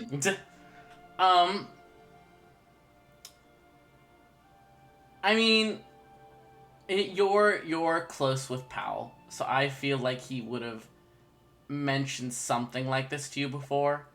But he gets very lonely not having people his age around, or people he thinks understand him and his interests. And he always gets very excited whenever he talks about other rangers, such as the person who initially trained him, who is currently missing. So he is down his trainer. And ever since Spectre came, and Esmond kind of gave him permission to get some training with Spectre, Powell has been extremely excited at the prospect of having somebody who is the same interest as him that he can chat with. Even if it's more of a trainer and student relationship, it's still something. And you can tell from the openness of his expression and how he presses his little paws together like he's pleading you, given the whole puppy dog eyes. He is very honest. It's questions, probably quite a bit of excited rambling about everything that he's been doing. Knowing him, a lot of rambling. Probably mainly questions, and the rest just very, very excited to have somebody adjacent to a friend.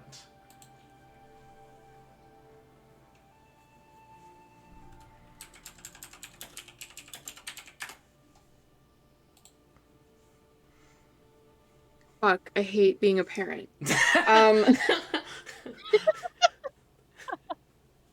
Listen, Powell. I'll deliver the letter. You have to stay here. I'm sorry, I would bring you, but I am going somewhere that's a little too dangerous. Why is it dangerous? At least we are, and I'll... They came and defended us. It's not just them that's dangerous, pal. Fine.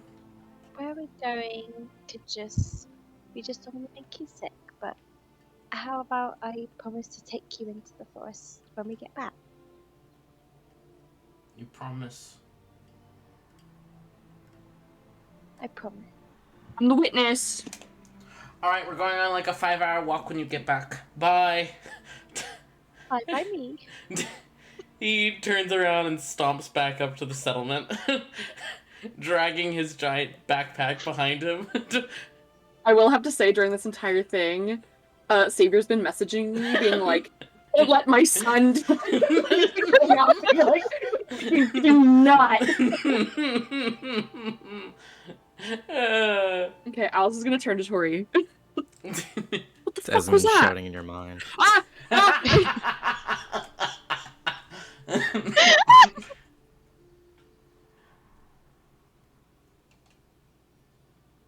You ganged up on me. I didn't. What do you mean you didn't? He was telling the truth, as he said that Al could go on walks with people, and we both know Esmond. He would have been safe. We would have looked after him.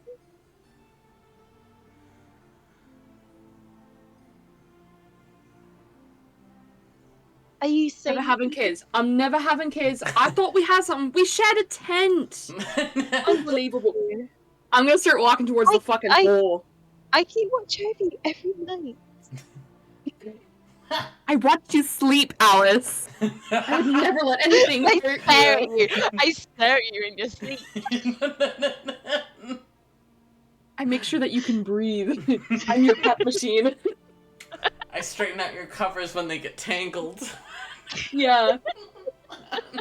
Humans are so bad at keeping their body heat. Terrifying. Jesus Christ.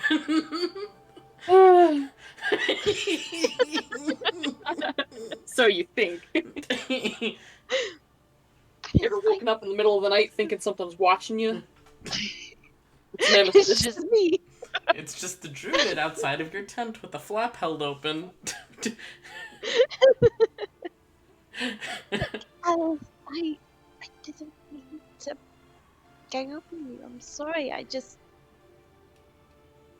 I know, I'm teasing. He wants to go into the forest. I can't say no to that. It's true. And I want to keep him safe as much as you do.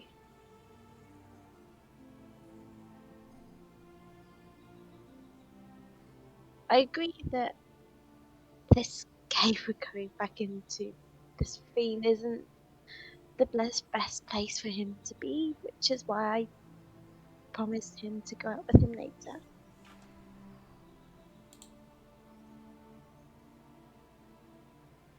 Fair enough. Fair enough. Let's just So, get like, that stupid grabs hole. Alice's hand and just drags her. Let's go! To the hole! To the hole! Alright. You guys head off to the hole. It's a 3-hour walk. But by the about 2 hours 45-minute mark, you can tell a lot of work has been done in this area. A lot of the very intense, strange vegetation that was here before has been cleaned up. It hasn't been, wholesale killed or destroyed or anything like that. It's more been pruned back to more manageable. Tori, you've been among woods enough and been among animals enough to recognize that hunting trails are starting to be formed. Pass in and out of the foliage. The area is looking better cared for. There's some trees cut down, probably for supplies, but not remotely wholesale deforestation by any means. It's very carefully chosen trees here and there that won't damage the forest. So Dara is safe. What? So Dara's safe. They're not gonna cut down Dara. Dara doesn't even have one twig missing from her branches. No, as you emerge fully from the woods and see the crumbling house with the tree that winds its way out, Dara looks very put together. Looks, if anything, a bit better off than before. There's new leaves blooming on her branches. Her house no longer looks like it'll crumble at the slightest push of the wind. It's been strengthened some. There's flowers growing along her roots now.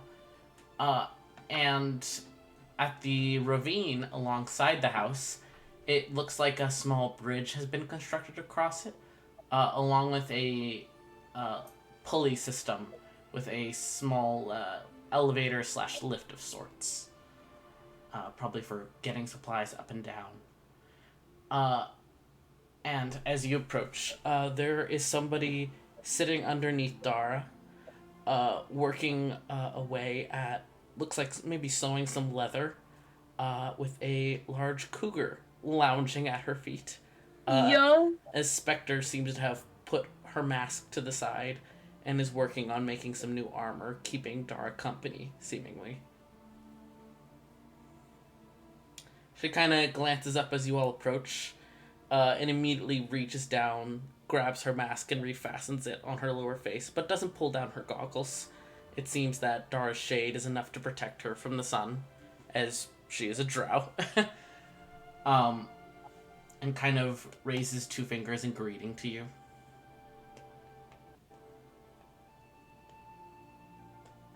I would like to wave and then go and straight mean. Yeah, Moon, upon seeing you, she had been like quietly laying next to Spectre, probably dozing a bit. And then Moon sees you and immediately starts purring and rolls onto her stomach to let you pet her. Doing the cat thing where she's rolling all around in the dirt, asking to be pet. I pet. She is very happy about this. As opposed to my cat, who's being a demon right now. But there is a small greeting in both of your heads. Hello there, small ones. It has been so long. I would speak with you longer, but my companion here is telling me of the changes that they are making. What changes are they telling you? She was telling me of how they are cleaning out down below, about the work they are doing with Emmett, and how they are helping the call.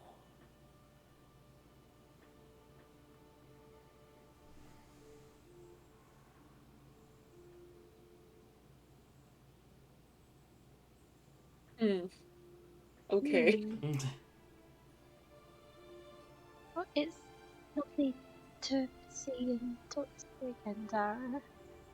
You as well, little one. Are you heading down into the ravine?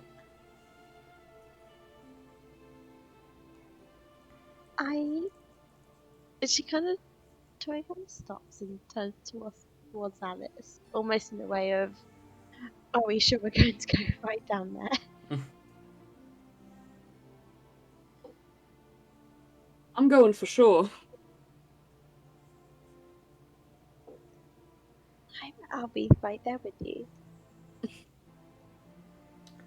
Have a safe trip then, you two.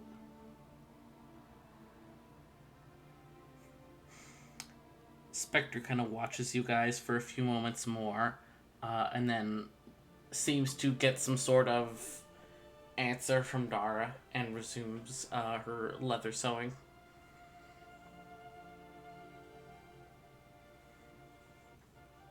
Just wave to Spectre as we jump down. I'm guessing there's some sort of like staircase or ladder that they made. Yeah, there is a ladder, but there's also the lift here, which is it's raised right now, so the platform is here if you guys want to use it. Is Alice's rope here from before? Fuck your guys' tools and shit. I don't want to be any little bit a part of you. I wanna cast use the Featherfall rope. and jump. Yeah, you could do Featherfall. I I don't have feather fall. I'm sorry, guys. Oh. That'd be so fucking funny. Alice slowly descending with her arms crossed into this fucking hole. That'll be it one day. One day. Your rope is still here. Now instead of being tied to Dara, it's tied to the bridge. You're welcome to use it if you like. You will have to make checks to do so, though.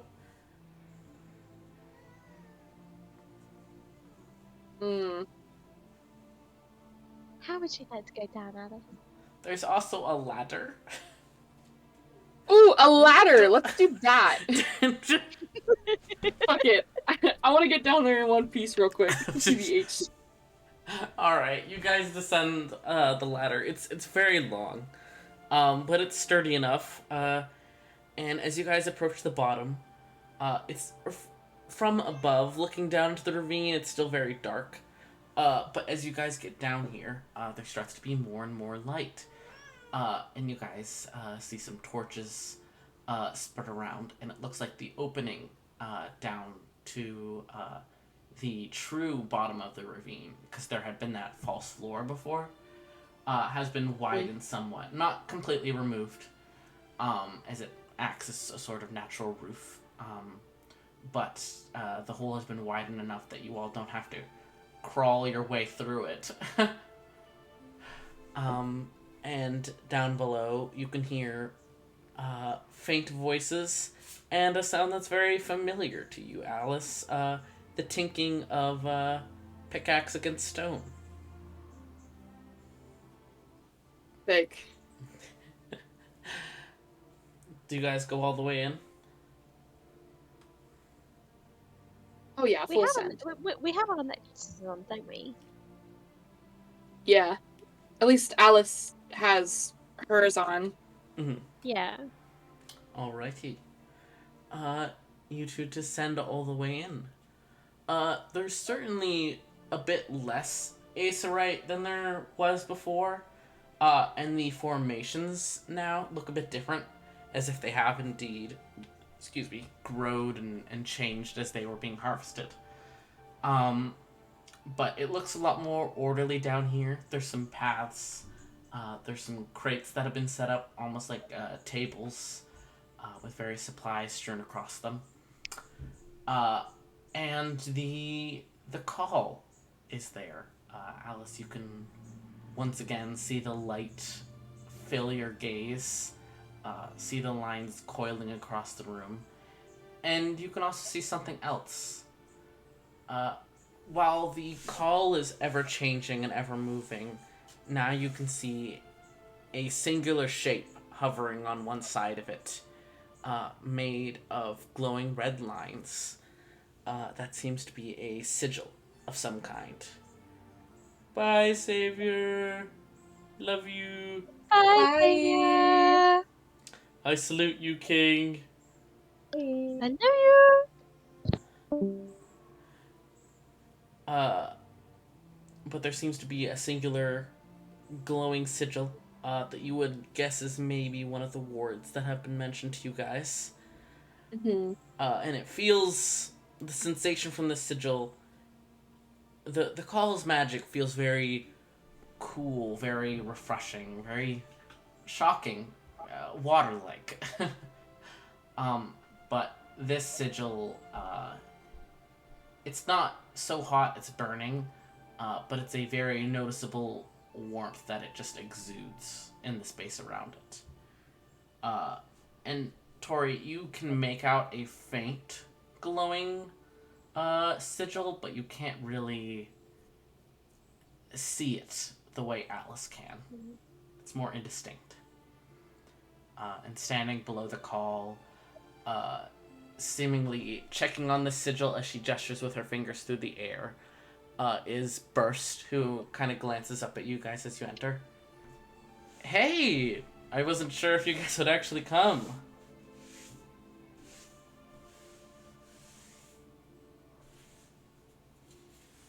Surprise! A good surprise, Felt like you certainly. probably missed us. Yeah, the call has certainly asked some questions.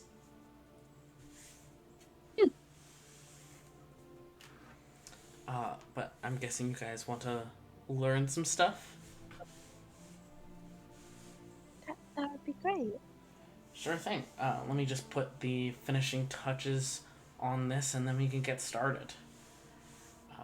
She turns back to seemingly working on the sigil, and Alice, especially, as you're watching this, you can see in your quote-unquote mind's eye as another line slowly appears, which, kind of unknowingly to you, matches up with the movement of Burst's fingers as she indicates the finishing lines for the sigil, and then steps back and kind of dusts off her hands. Right, so I assume you guys want to start with the basics, right? Refining, is that right?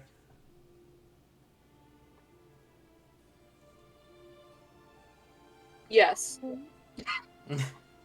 All right. She kind of brings you guys over to where she has some crates set up, strewn with different shapes and sizes of crystals, different papers with a variety of runes on them, and she begins the process of explaining each one. The process she has to go through, the dedicated time you have to spend focusing magic into each crystal before it can be used and inscribed in different ways. And she begins to teach you guys this process. I'm not going to go through it all and explain it all, but essentially by the end of this time skip, you guys will know, one, how to refine Acerite, which you can take a singular crystal no bigger than your palm, and you, with an hour of focus, you're able to refine it, and thus make it so it no longer exudes corruption. And with another hour on top of that, you're able to inscribe runes upon it to turn it into one of the necklaces against corruption. Hey, work. Yeah. Yeah. I love that. We're so smart. Yeah. Big epic. Yeah. At some point, during all of this, Alice, do you ever try to talk to the call while you're here? Yeah, I do. All right.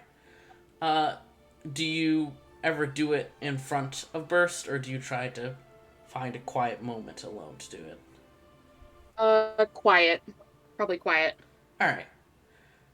You find one such moment. Maybe Tori has distracted Burst with some questions or something of the like. Yeah, I'm like, oh, I'm gonna go to the washroom. No, Yeah. I take my phone with me. Exactly. But reaching out to the call, you immediately, in your mind's eye, see it brighten up and kind of twine and twirl happily in your direction. Alice, you're back. Hi. Look, people are probably like watching me, and it's just like me talking to the air. Yeah. Sorry it took me so long. No, it's all right. Time goes are you fast. okay? Oh. Yeah, I'm fine. These people. Okay.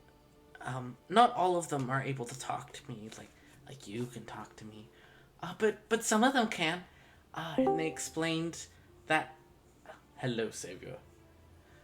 They explained that they're helping me, and before they ever do anything to me, any spells or anything like that, they always ask first, and describe every detail, and check if it's hurting me or anything like that. There's been a few things that apparently they would normally do, but don't work with me because it kind of hurt and it felt weird. But they always would remove those, and then the one with the fire hair would try and change it to make it work better.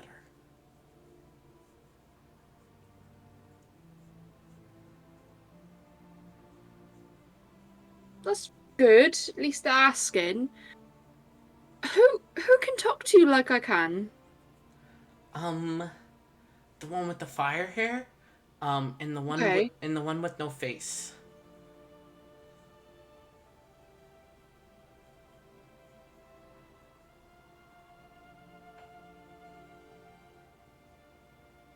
I'm writing it down. And is that just something that they just... I mean, okay, well, first off, no face. Which one do you mean by no face? I don't know her name. I'm really bad at remembering names. That's alright. Give me a description, paint me a picture. It's like, I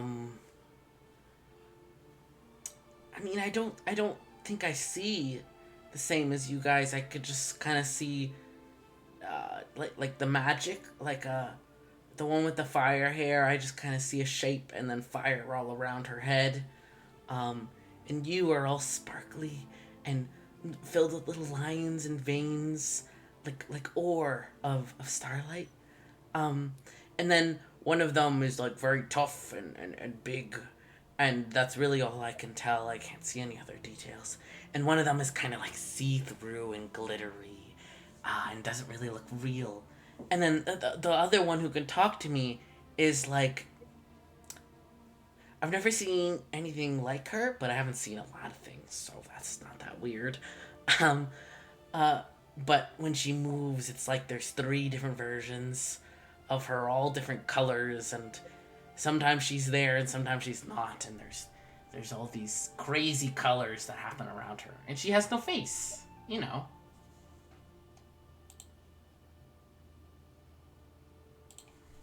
I work. Alright. I scrapped my notes. Alice does, not my kid. I'm writing this down. Alright, but you're not being hurt. I just want to make sure. I was worried. No. There's been some times where something has accidentally hurt. But the fire one always stops right away and fixes it.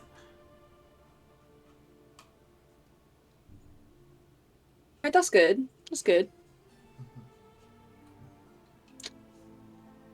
Right. Are you alright? I was worried when they came, but you didn't come. And then I heard something from you, and it seemed like you were gonna get rid of me, and I was all worried. Absolutely not. No, that I have no plans to do so. You don't have to worry about that.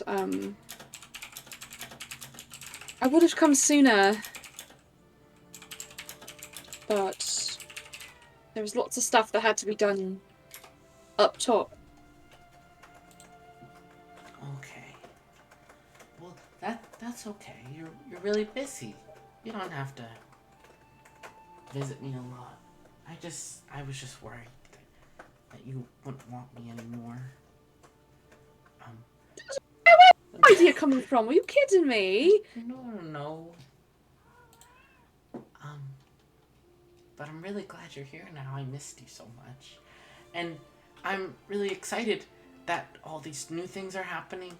And these people are saying that together we'll be able to help people and we can make things.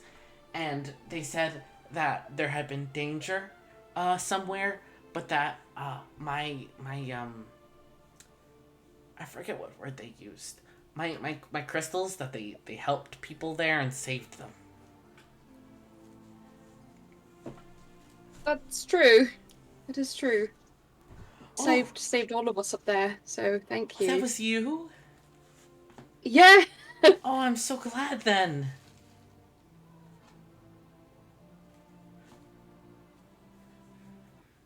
I am so conflicted right now. I am talking to a bunch of stars. I am talking to a fucking real being. I'm so glad you're safe. Yeah, me too. But no, I'm just coming down to say hi and I'm learning, of all things, how to keep everyone else safe with your help. Yeah. We can help lots of people together. Because with your starlight and my starlight, we can do lots of great things. That's the hope. That's the hope. Yeah, so just wanted to check in. well, thank you. And, oh, hi! You hear boots on the crystals behind you. Oh no. This better not be. Havoc, that's you turn around now. And you hear a voice say, so you're the one it was saying it was talking to. I'm gonna shit my pants. It is Havoc's voice. I'm not accepting your energy. Oh, great. Well, Alice is just gonna keep her eyes forward. And okay. I'm gonna fight Havoc right now. Oh! How lucky of me. You wanted to see me again that badly? Are you flirting or trying to start a fight? Just responding to what you said. What do you want? I was just trying to have a conversation. I was coming to check on the call since I knew Bryce was busy right now. But always interesting to see that the call has company. I'm not gonna stop you. You're allowed to talk to it if you want.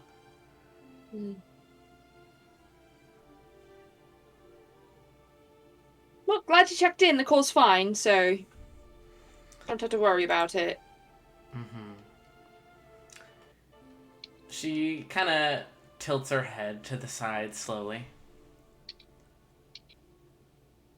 I'm gonna shit my pants. What's your interest in Aesorite? Because it couldn't have started with the call. You had pieces before that.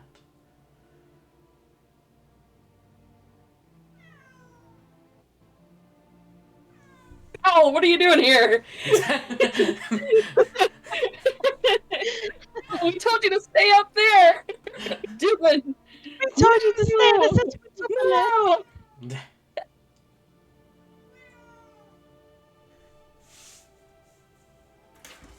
I mean, can't a girl collect rocks?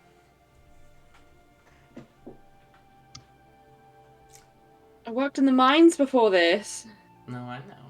Maybe I have an interesting. What do you mean you know? Get out of here. I told you how I knew. Shut up.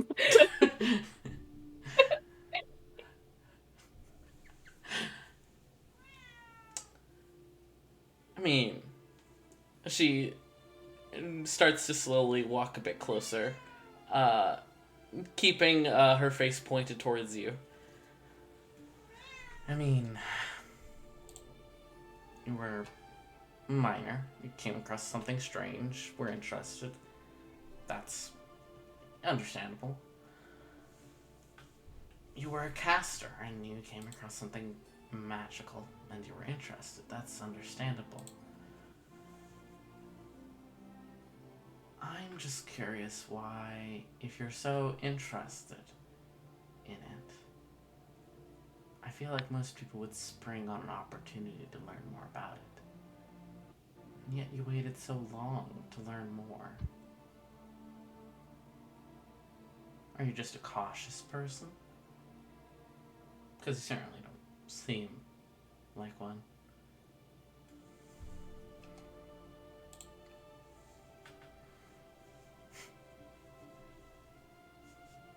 I don't know what else to tell you besides the fact that I do what I want when I want to, so...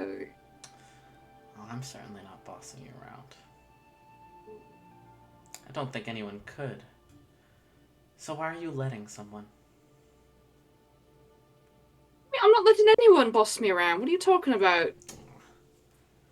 Right. Like the little bird isn't bossing you around.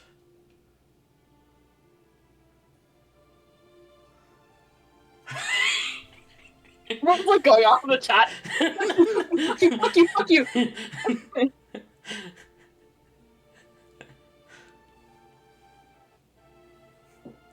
What do you mean, little bird? Use your words. The Asmar fellow, Esmond.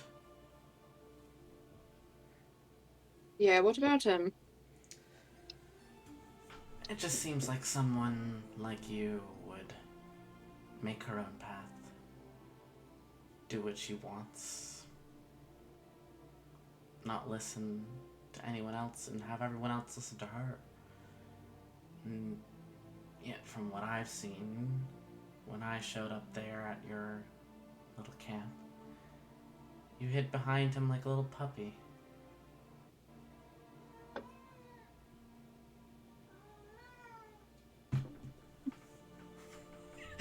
Oh, go back! Tell for fuck's sakes!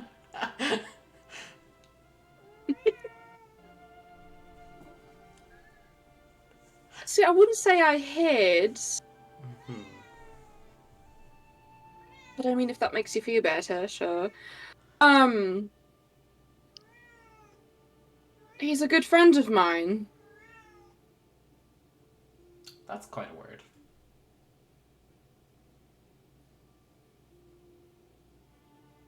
Plus, what does it matter where I stand? It doesn't matter. No, it doesn't matter. I guess I was just looking for what happened to the Spitfire who got into my face and challenged me. I hope I didn't scare you. She's right fucking here.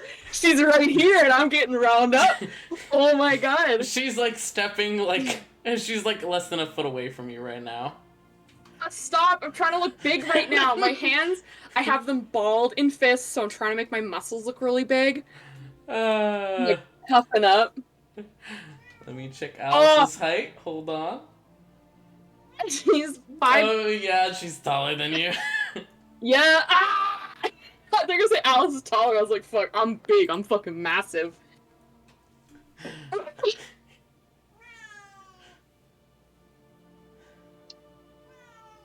I don't mean any disrespect. If your taste is pacifist, fancy men. But shut you up. certainly oh my seem... god. No, I'm trying to compliment you. I'm saying you Oh seemed god, like someone a bit fucking more in love. charge. Who are you to even judge this kind of shit when you literally just met me? You can judge a lot about someone from how they handle themselves in a tense situation. Yeah, sure.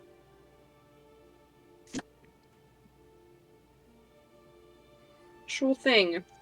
So I can guess enough about some of your attitude if you're all starlight, like the call says you are. I turn around and look at the fucking call. It's quiet. Yeah, silence. Can't trust no one here. Oh, don't blame the call. It doesn't know any better. It's just trying to have a conversation with people. Like you are right now. You're not too good at it. Really good at pushing buttons. It's stupid. Yeah, I'm trying to push buttons. Yeah, I can tell. So I guess what this boils down to, I'll leave you be, Miss Brightstone. But you're clearly already a skilled caster. And while I'm no magic expert, I know enough to tell how much promise you have. And I'm just curious why you've chosen to attach yourself to this little town. And how long you're planning to play it so low-key. Who knows? Maybe one day you'll change your mind or expand your horizons. She turns on her heel, and walks off. I want so bad. You want I to literally what? just want to fight her. I just want to start punching. Oh my god. Okay, I'm calling back. How do you know my last name? I told you, we've researched everything. How? On Google? Stupid. No. Phone book. Why would you even search me up in the first place? For what? She turns back as she kind of steps a few more steps backwards out of the room. I told you we were tracking down anyone who got hold of Acerite. And you did. So you put yourself on our radar.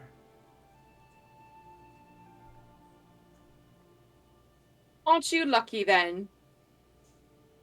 I'd say so. Piss off. She kind of dips her head to you, and then turns and saunters away. I'm gonna kill her. I'm gonna kill myself. That's what you get for sharing your life online. We love shared your address with a stranger, and now they're at your door. We love a girl boss who compliments you and insults you and everything in between. Yeah, what am I supposed to say to that? Piss off? Like, that's it. That's all I can say. I'm not proficient in getting gaslit. That sucked. I'm sweaty.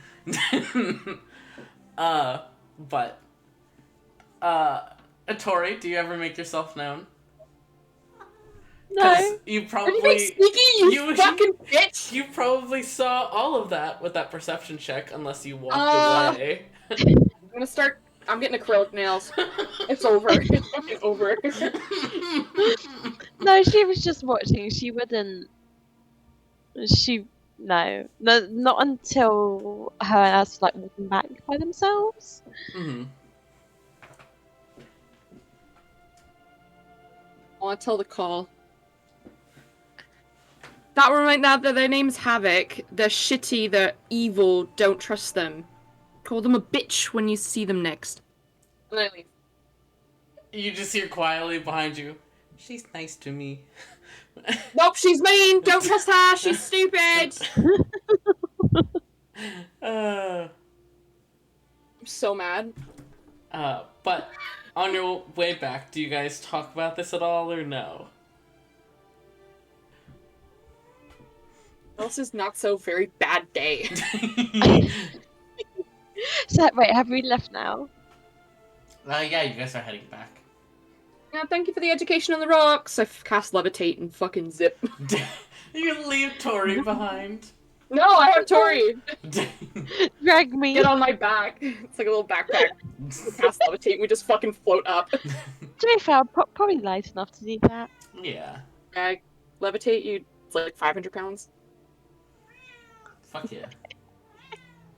Goodbye, Savior.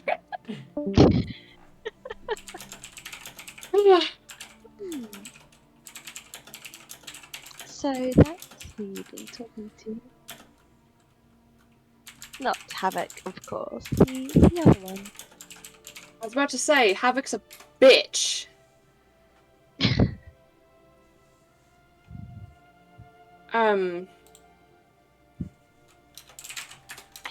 I think she just does things in a very different way.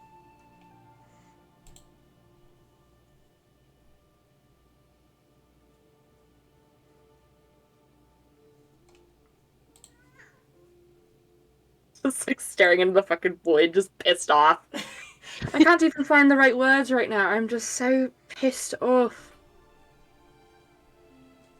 My whole point is to be pushing buttons, and she pushes literally every single one of mine.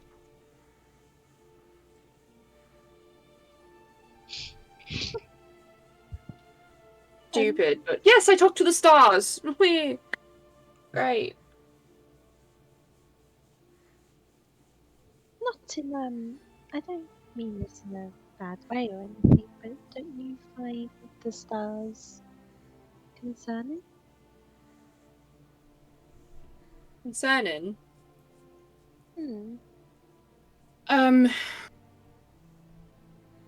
I mean, the whole thing's kind of concerning. The fact that I can, well, first off, see it. But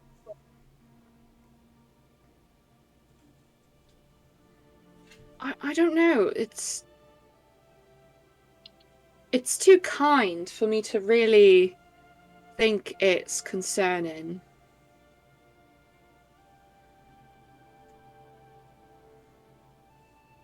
I'm unsure. I'm trying to be safe about it, but...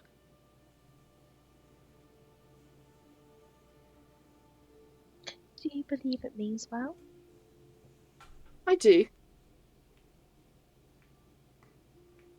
Or it's a really good liar.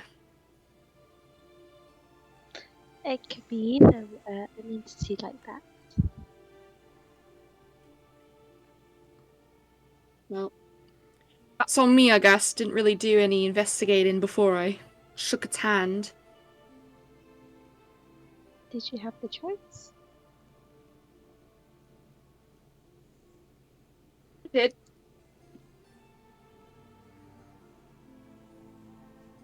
But I guess if you want something so bad, you don't really think too much of it, right? You don't think of the consequences, depending.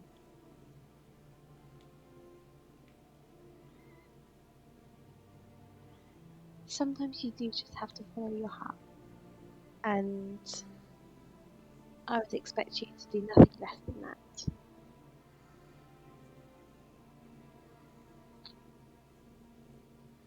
You know what my heart's telling me to do right now?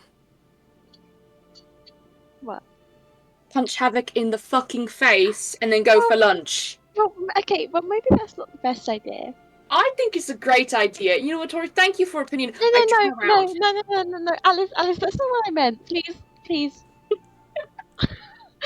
don't. She's like grabbing her hands. You're right. I'm not me when I'm hungry. Let's go back to...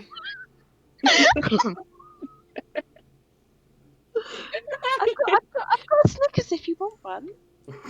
Made myself. I put my hands in front of me, like a little cupping motion. Snickers, please! I pull up like this, like, bound to get a tree mark. yeah, literally. It's not even like a Snickers, it's like a bunch of, like, bird seed and plant seeds that have just been, like, fused together in my pocket. Oh boy. With some, like, fresh honey on it. Ooh, tasty! There you go. Thank you. Let's go. Oh shit! I forgot Powell's note. His fucking note. Oh, shit.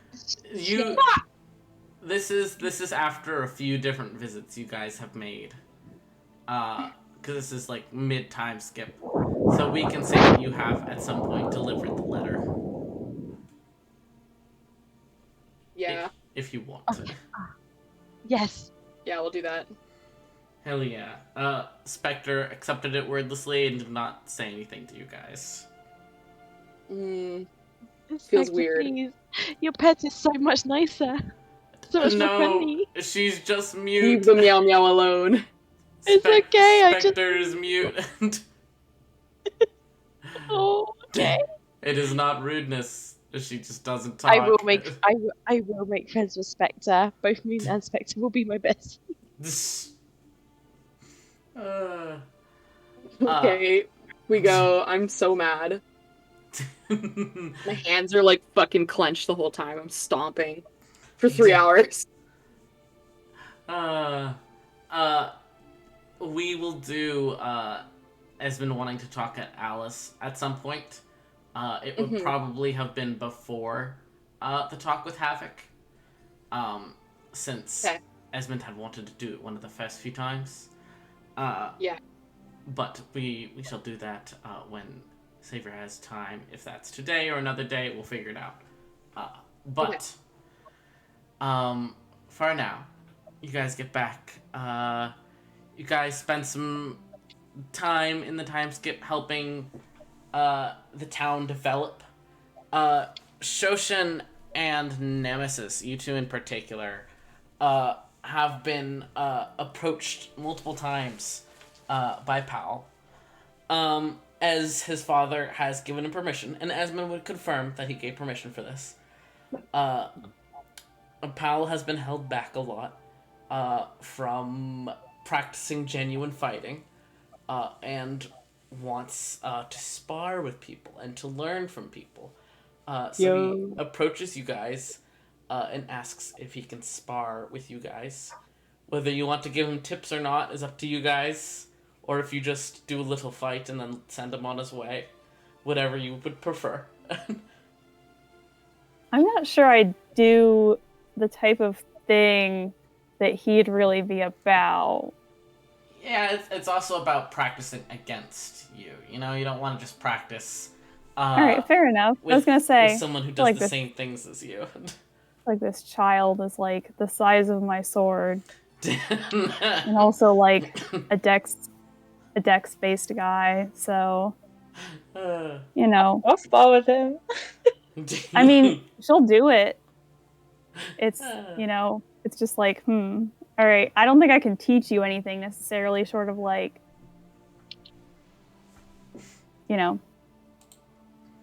Yeah, you teach him instead.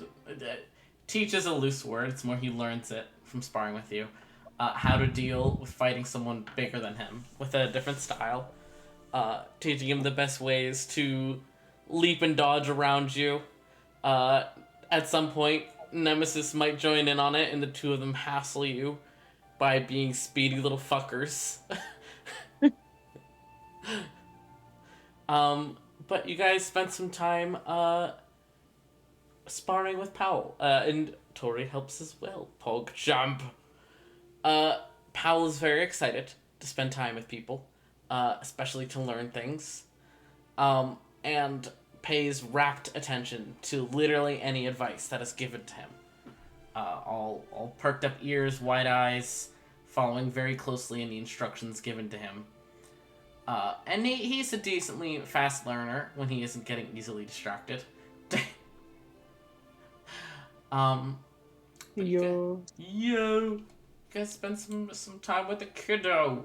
The kitty. The kitty kiddo. Yeah.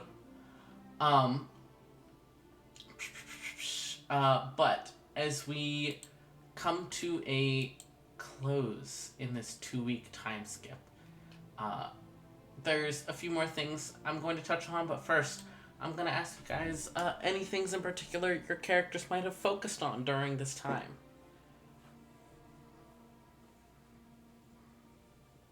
Yeah, I would. Comebacks to absolutely obliterate Havoc. Uh-huh. I'm helping I to would do slam brainstorm. poetry by myself in the fucking tent for hours. That is so funny. So fucking angry. I'm so angry. Tori goes to grab Nemesis, like, please help. She's not coming out. Tori's like to Nemesis Rather than help, eat and then me. I sit down, I read the poems, I'm like, this is good shit, but you could use a different word here to make it hurt more. ask Quail for help. You think so? Go I talk to perform it in Quail. front of the whole fucking whole like. We have like poetry nights. Yeah, we're like After brainstorming rhymes. It's just me sitting there like, fuck Havoc, bitch! You're sticky! God, I love that. Can I talk to? I know we briefly discussed it. The pigeon wrangler. Yes. Oh. Work. There is a pigeon handler in town. Well, I assume they wrangle the pigeons too. No, it's pigeon Please. wrangler now. Please tell me they wear assless chaps. Like, dressed like a cowboy. No. I can't believe this. God. By God. I'm sorry. You shouldn't have prefaced it by telling me about the pigeon haver. But after asking around a bit, you get pointed to someone whose tent is a bit off to the side, and you meet a halfling fellow. His name is Stews. All right. He has very thick, bushy hair that has a few feathers stuck in it, and upon, kind of clearing your throat outside of his tent, when he opens it, you can see that there are just birds roosting all around in his tent. There's, little stands set up that they can sit on.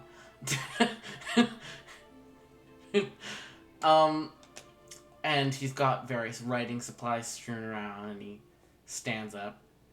Hey, what can I do you for?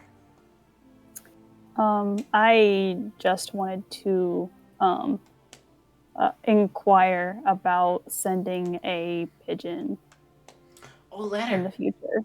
Yeah. I haven't written it yet. Just in terms of I wanted to make sure this was the place I would do so. Yeah, that would be me. I think I'm the only person here who is kind of an expert on directing them where to go.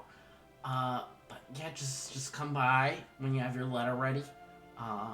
Let me know how far it's gonna be. I'll pick out the best pitch for the job and get them all set up with their directions and send them on their way. All right. Would you also have the means of sending very small packages as well? I mean, as long as it's not, I'd say as long as it's less than half the weight of a pigeon. Yes, of then you're course. good. All right. Thank you. I appreciate it. I'll be back once I get everything together. Alrighty. Do you want to send this letter during this time skip or no?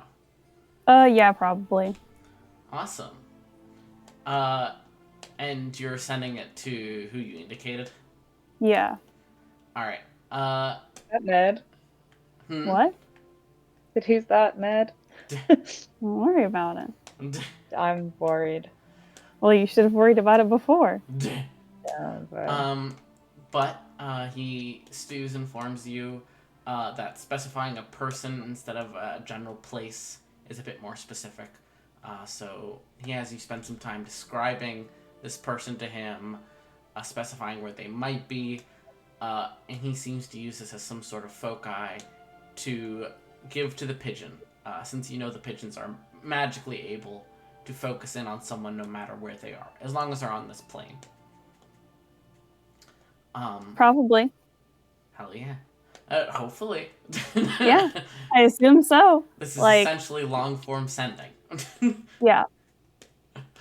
But he picks out a plump pigeon and sends them on their way, and says that hopefully you'll have a response soon. Pigeons, yes, the fantasy messenger pigeons. Mm-hmm. No, I was saying to Chloe, her job 40 hours a week is... Yeah, she's a pigeon yes, 40 hours a week. I'm a pigeon wrangler. I sprout wings and I fly.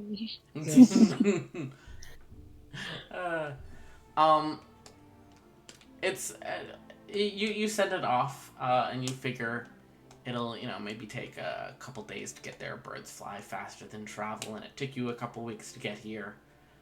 Mm-hmm. The not the evening of the day after, but the evening of the day after that, you are approached by Stews, who is holding a pigeon. Hey, I have a letter back for you. Oh, that was fast. Thank you. I appreciate the help. Yeah, totally. Turns out the guy was a bit closer than we were expecting. Oh, I see. Still relatively far off, but at least it was a faster, than like a week or something. But here you go. And he pulls a roll of paper off of the pigeon and hands it to you. Great.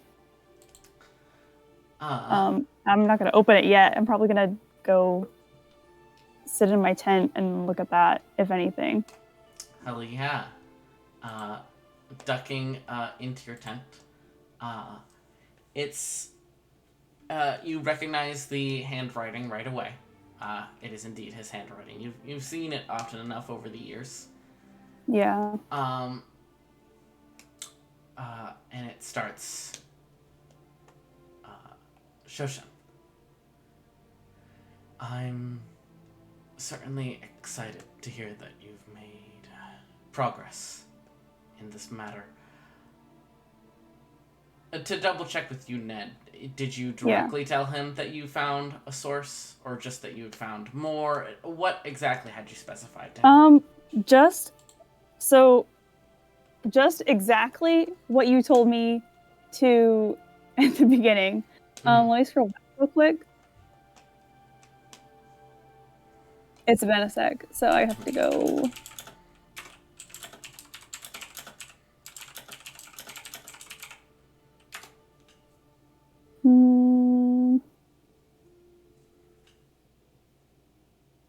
Sorry, I know I'd seen this before. No, you're all good. I just have to find this exact. Okay.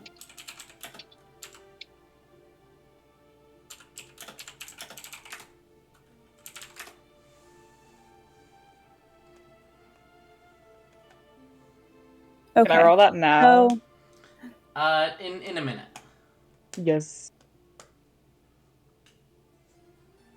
So this is what you told me initially. So I'm not gonna say anything about a source, but like about it. So like okay. just that part, addressing that. Okay. Do you indicate how you've learned these things at all, or no? No. Okay. His letter reads, Shoshen, I'm certainly excited to hear that you've found some more answers in this matter. It's both good and worrying to hear that this seems to be a mixed bag situation. Your letter seemed inconclusive whether this could be connected to our main concern or not. If you're unsure, that is certainly understandable, but I would request that as soon as possible you try to figure out whether these matters are directly connected or not.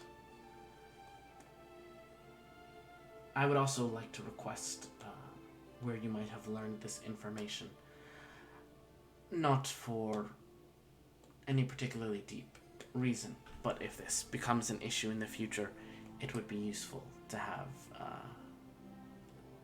someone or someplace we can turn to for further answers on this matter. Also, if you're, again, able to find a source, please indicate to me as soon as possible.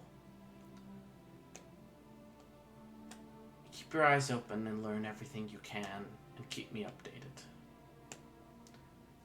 There's trouble brewing among the band for right now, so I'm trying to keep various information on the down low. Stay safe. And then it ends. Creed V.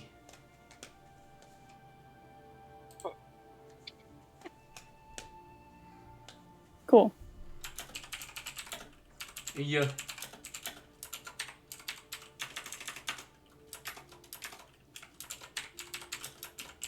Yeah, do you have like a written version of that so I can? No, I do not. I completely okay, fair enough. It. You know what? Fair enough. Respect. I do. Thank you. Yo, Laura with the quick Thanks. typing. Laura, I don't type missing. quickly, so it was just kind of like, I'm gonna remember the vibes here. It's good. I'll fix the Like, spelling and then I'll send it. It's like, but how did I feel in that moment? Fucking scared. Maybe a little bit uncomfortable. That's all I need to know. Teachers double checking Great. my work. Uh-oh. Can I roll to Yes, you can read roll this over? This is a roll to first sneak into the tent. Great. If it goes wrong, I will be using lucky. Just for now, there. What am I rolling? Stealth? Mm-hmm. Yeah, go ahead, roll stealth. I have a +5 stealth. Okay. Well, that's immediately a 7, so I'm using lucky to reroll. This is so sad. Oh my 24. 24. All right. Luckiest? Shoshin, roll a perception check with advantage because No, there don't do that. is a singular entrance to the tent, and it's not a big tent. That's a 22. Yo, Oh my God. all right, Nemesis, you get in there. Shoshin hasn't noticed. Shoshin is sitting on her bed, reading this unrolled piece of paper that you saw her get from the Pigeon Man. Yeah. Gosh, roll a perception check with disadvantage to try and read over her shoulder. Disadvantage? Yes, because you're not getting so close that she'll sense you with her blind sight, because she does in That's fact fine. have blind sight. Yeah. She's so cool, etc. I mean, She's just got True. eyes. She's got good eyes. She can She's just got so sense your many eyes. presence. everyone manifests for me. I'm not manifesting. Shut up, Shoshin. Manifest again. Can I use lucky again? I have 3. Yeah, sure you can. Yes. Dude, we're gonna get in a fight. I'm gonna but my disadvantage roll was 3 plus 5. Though a note with lucky, when you have something like advantage or disadvantage, you can re-roll one of those. Yeah, that's fine. I'll just reroll it once more. You said perception. Yeah. That's a 20. That's the lowest What the number. 20. That's the lowest of the 2 rolls that you got. Pop off. Yeah, because I rolled first roll, which was 19 and 3, and rolled again and 16. Pog. Yeah, you read what you, Laura, copied down over Shoshin's shoulder. Just barely. Like, standing at the very, very mouth of the tent, on your very, very tiptoes, to be just outside of her blind sight range, so you can read it. That is so fucking funny. Cool. You're a true rogue now. I'm not a true rogue. I had to use lucky twice. That's just a I'm a rogue move. fraud.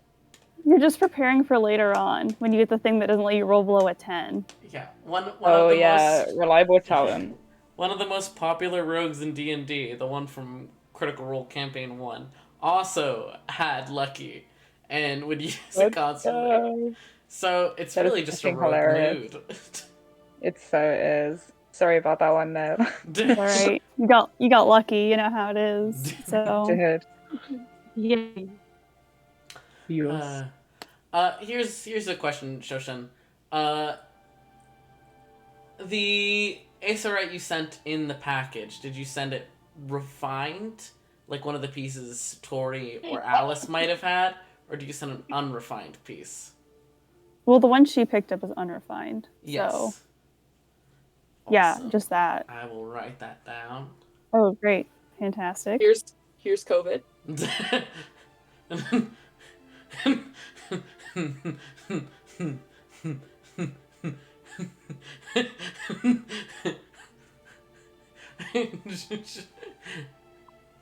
What? Why are you laughing? Savior. I'm afraid. Oh, yeah. I'm playing it off.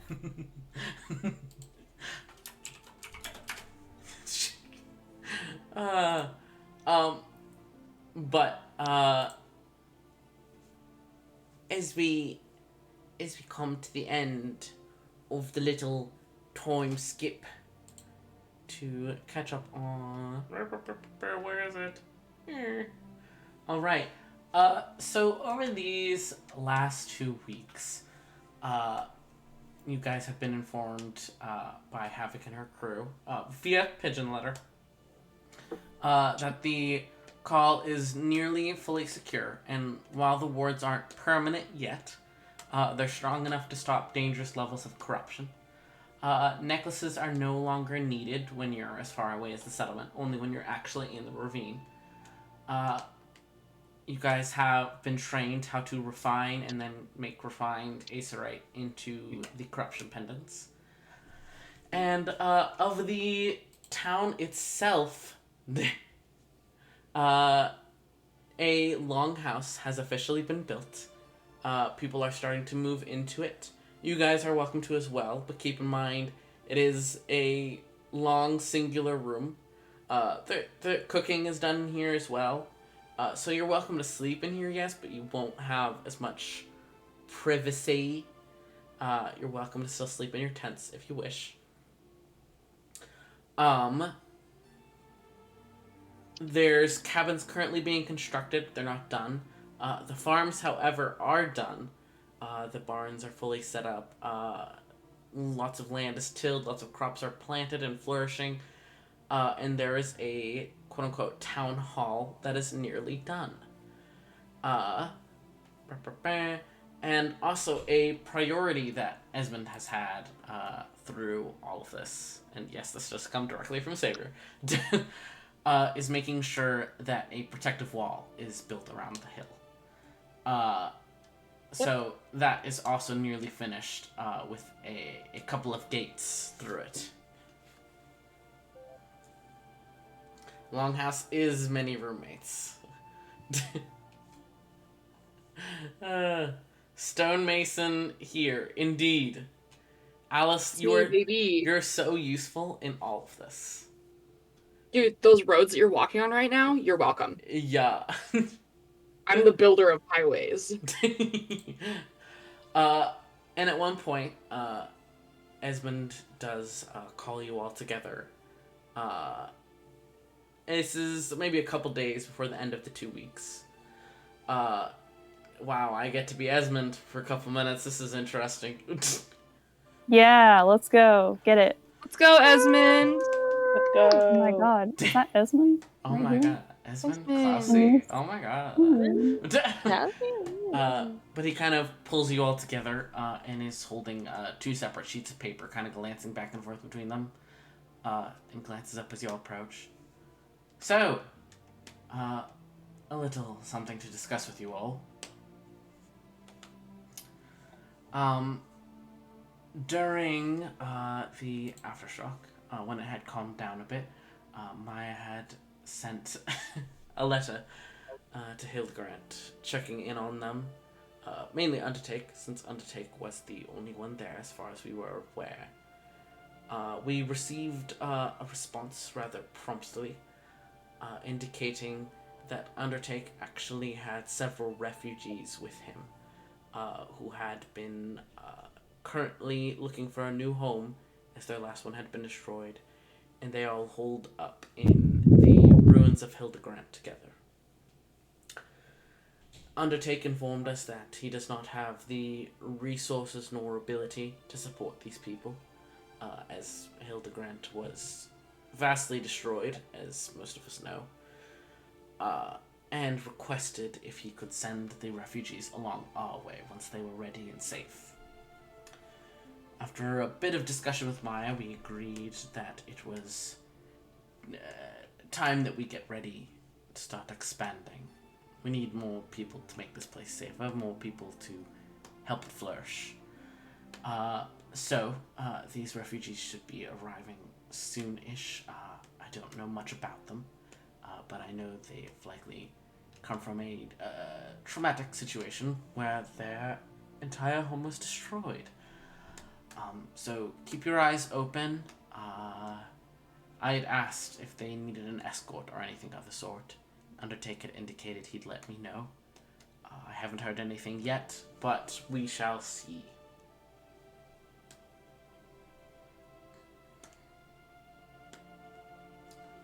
Does anyone have any questions or no? I mean, hey, more people. That's good. Yeah. Wonderful. We can make sure that we have some necklaces ready. Yes, that will likely be important after they've passed their Hildegard. But thank you all for this and for your hard work so far. He seems a bit harried, though he looks a bit more excited and brighter at the prospect of moving along with his parent dream. It's another step in the right direction. Yes. But he heads off. As we come to the end of the 2 weeks, shocker of shocker, there is a yell from one of the townsfolk who is perched on the currently being built walls. A cry that someone is approaching along the road that is slowly being built through the woods towards the direction of Hildegrand.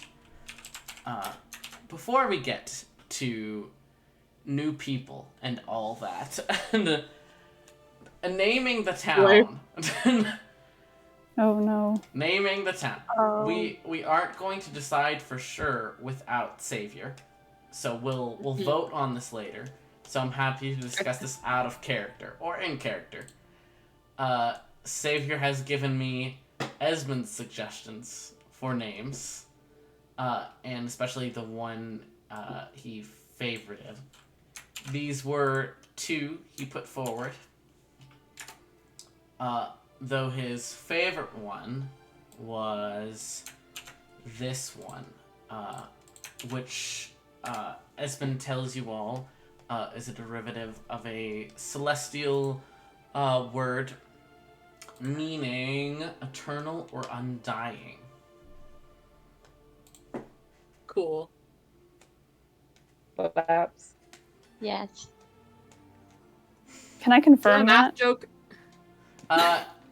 Shoshen speaks Celestial, so Hearing you would conceivably know. Yeah, hearing that it's a derivative of a word, you think for a minute, and eventually you're like, yeah, it kind of does sound like this other word, amaranthine, which does mean, eternal or undying. It's not going to be like a swear or anything, right? Like, it's just like, yeah, it's derivative, No. but does it sound like anything else that I... This Alright, town's cool, name fair is enough. Fuck. Yeah, No. I thought it was just making sure. Alright, cool. I'm good on that. So if you guys want to do that, or if you like some of the other suggestions that have been thrown out, both seriously and jokingly, we can vote on it later, unless you all know what you want now. I mean, it's saving a settlement, so. Dude. And our math is very good. Our math, yeah. Armouth is good. I also liked from earlier, was it Mythcrest? Was quite nice. Yeah. I don't know, guys. Bearville Dude. kind of sounds pretty good. Bearville slap, bro. True.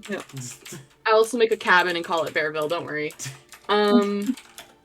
I really like our math. I think it just sounds Armouth good. is good. Dog water. Me, Our town dog water. Yes. Call it dog water. Cloud I think water? we should just stick with the classic that Laura said, which is Settlementopolis. Settlementropolis. I remind you guys, you have to be able to say it with seriousness in RP, even emotional RP. Seriously. Settlementopolis. For now, long. I'll put these 3 forward, and we can vote for sure later. But Sounds good. yeah, Make a Google Forms and we can just vote on it. yeah, I'm gonna. Use Dinobot to make polls. Do we have Dino? We No, do you don't know. not. We do not. I know Google Forms better, so sadly I am going to use that. That's fair. So I'm not intelligent in that sense. But No, you're good. where's my notes? There we go. At the call of people approaching, do you guys go to see, go to greet, or anything like that, or just keep about your day? I want to go see. Go see. Go Yeah. greet. Yeah, little greeting party. Good. Hell yeah. you guys head on over.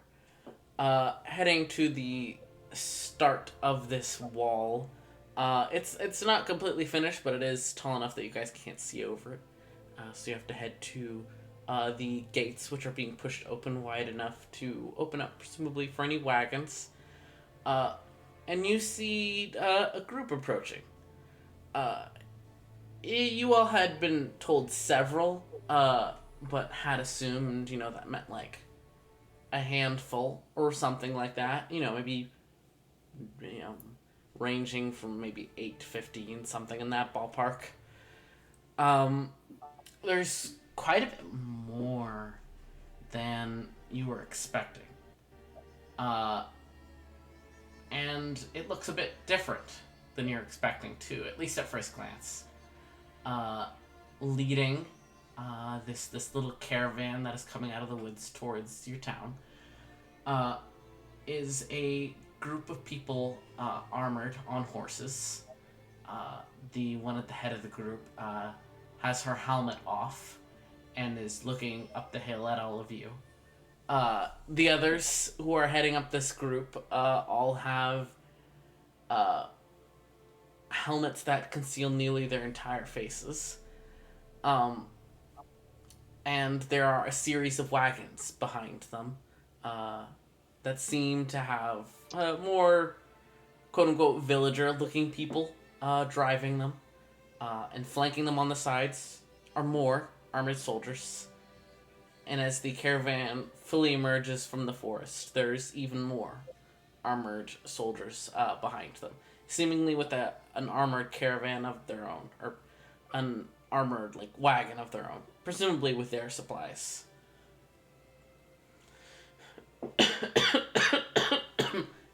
Sorry. Throat dry. I'm grabbing my drink. I'm scared. Don't worry. No, I'm Terrifying. gonna worry. Quaking right now. Quaking. I'm nervous. I'm like, why y'all built like that? It's a What- dangerous what- world out there. Most of you are in armor too. We're fine. I'm not. I'm in my I'm wearing open, socks and I'm in my sandals. slutty fit. Yeah, I'm on vacation. What are you guys doing? Yeah. Alice is in her What do you guys- open-toed sandals and her little Yeah. spa drape. Yeah, I'm like a dad on vacation. Has the floppy hat and everything. Oh yeah, Oh, you love to hear it. cargo shorts. Yeah. But I don't like this. This is actually really scary. Who are they? they approach Shoshen. up the hill, and as they approach, some of you guys actually recognize the woman heading up the group. Hello. Some of you recognize the armored woman heading up the group with her helmet off. She's kind of holding it at her hip, at her side. She has bright red hair and kind of gives you all a little wave. You guys had met her in Hildegard, back in session 2. This is Captain Wendy, who is indeed of the Iron Conscription.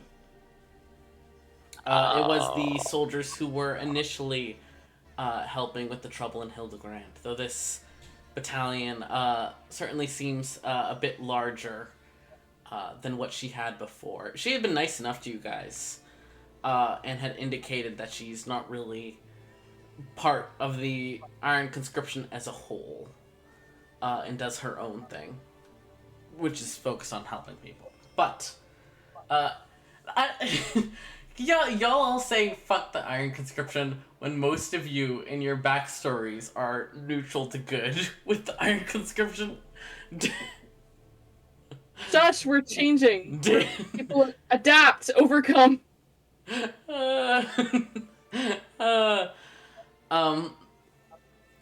But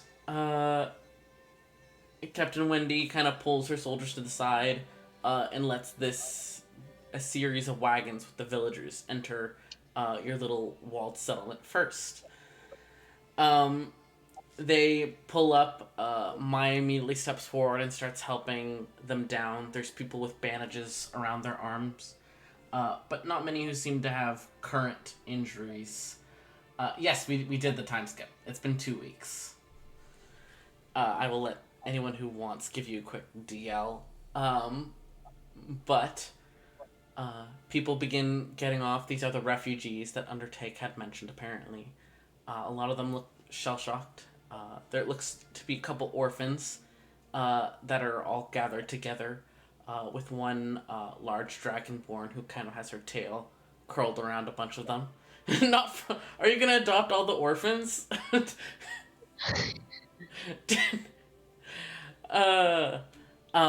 But there's about 25 of these people who look very rough off, and most of them kind of clumped together, glancing around them, a bit unsure. Though climbing, or rather not climbing, he'd be behind all of these wagons, kind of stepping out from behind, and hurrying up their pace to come up to all of you, and to speak with you. These refugees seem to kind of defer to them, kind of like a leader. But if any of you had to hazard a guess, you'd say more that this is maybe the most experienced person with traveling, and thus they've just been deferring to this person because of that. But it is a very, very tall person. Specifically, a centaur. A huge black warhorse with a person who has hair shorn short and has a large pack on their back. Haunts. You know, like the huge black war horses. That's the kind of shit I'm talking about. Yeah, they're fucking scary. I hate those. No, I won't do it right now. But but what are you gonna do to this poor centaur? No, I was just gonna go off about how much I just don't like horses. But for another time.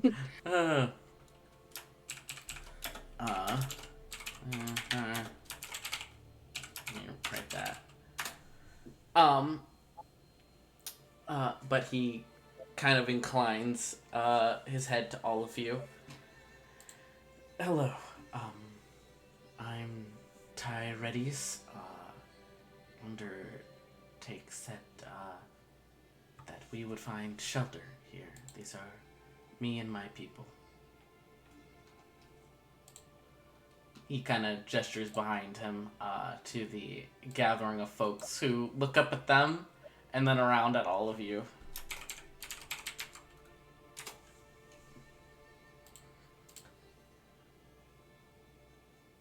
You did just build a barn, yes.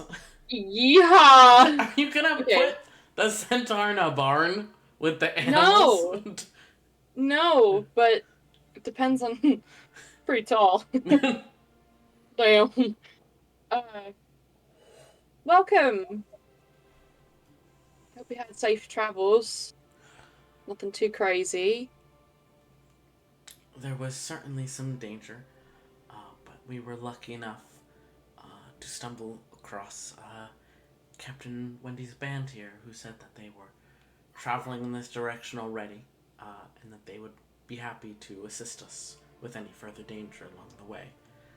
And at that, Captain Wendy kind of dismounts from her horse, leaves her helmet sitting on the saddle, and walks over to you all. Yep. You guys have met her before. That's true. But she kind of rolls her shoulders. Hey, good to see you all again, in much better terms than last time. Looks like you guys have done pretty well for yourselves. Yeah, everyone's been working pretty hard. Good to see, good to see. Well, we won't keep you all for too long. We just wanted to make sure these folks got here all right. We're just passing through. Thank you so much.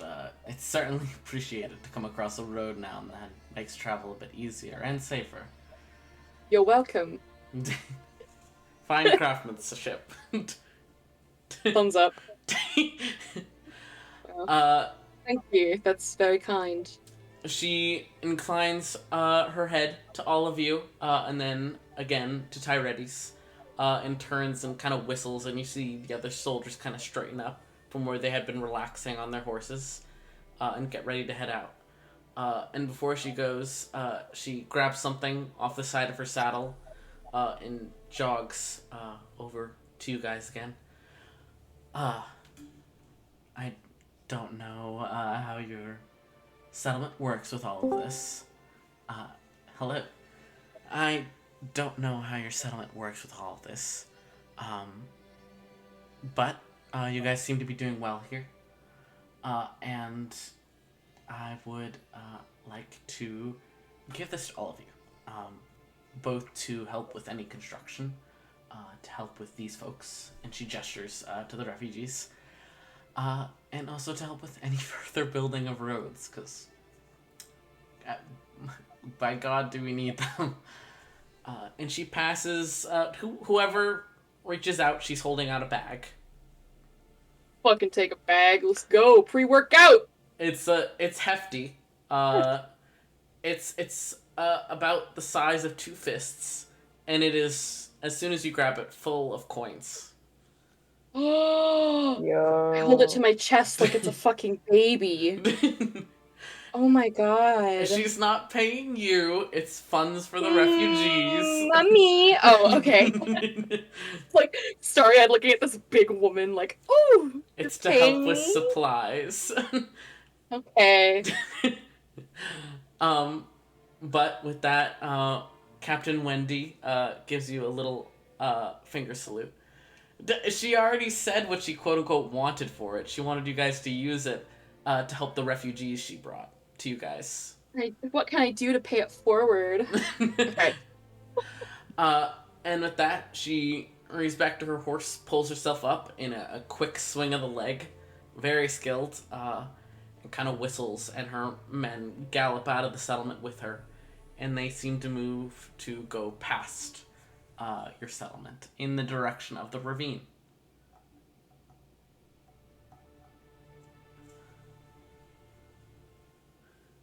She's not a horse. She's on a horse. Though the leader of the refugees is a centaur. Yeah, that's a horse. Whose horse is that? So that Sorry, I'm not funny. Conscription heading to the ravine. Say again, Laura? The Iron Conscription are heading to the ravine. Yes, from what you can tell of the vague direction they're going in. They stink, my friend. My brother in Christ. My brother in Christ. They stink. I'm just writing down something real quick. I guess Alice will just kind of like look around. Well, I'm Alice. Lovely to meet all of you. Glad you made it here safe. Esmond's not here, but I can get you guys all set up. I'll show you where the house, what am I saying? The big, follow me. And she'll turn around and like start taking everybody like to the settlement. A few of the other refugees introduce themselves. Shockingly, there's 2 other named NPCs that just stick out in your memory. Crazy.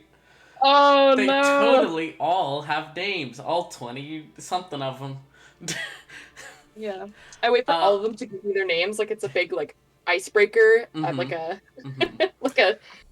like a theater camp.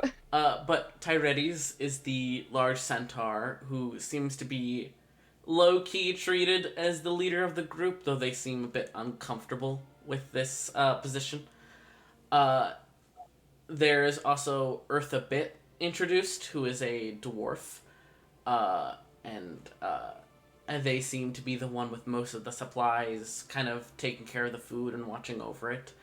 And last of all is Rianne Lay, who is the rather tall bronze dragonborn who kind of has her tail curled around a couple orphans who are pressed against her side. God, children, we're gonna have to open a school! Okay, we're... But they head with you guys to go and get settled down. Savior, I know you're probably on a bus or train. Hello. if you ever are able / want to unmute to do stuff, you can, but also I know that might be awkward in public, so do not feel that pressure. We can always wait a little bit or do it later.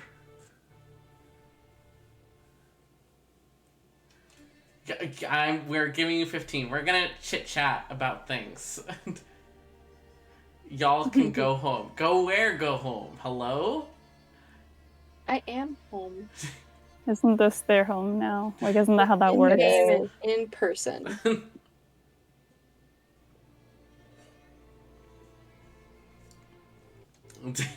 Fair. Instead, since we have everyone, real quick, just looking at the 3 main name options, is our math still winning out, or Wait, I didn't do we look. have other thoughts? Maybe. Wait, where's the vote? Is there a vote? I didn't put a Or- vote. I just put it in vote. If we've got Oh, everyone okay. here, everyone Okay. here, I say we can just make a decision. Unless we'd rather vote.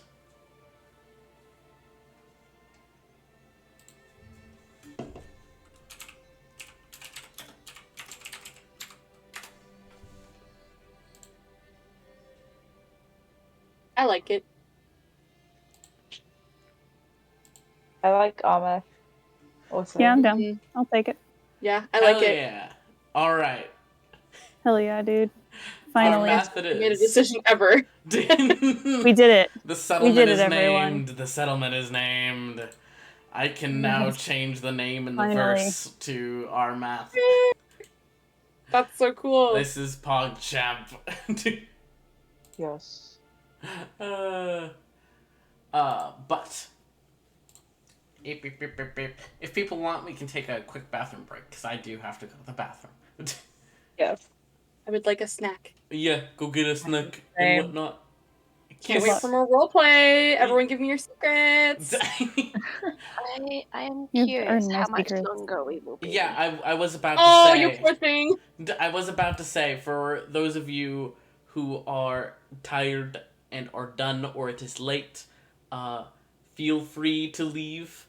I was more just going to wait so we could do Esmond's reaction to what just happened, and maybe also rewind and do some other things with Esmond. You guys are welcome to stick around if you want, or not, whatever you prefer.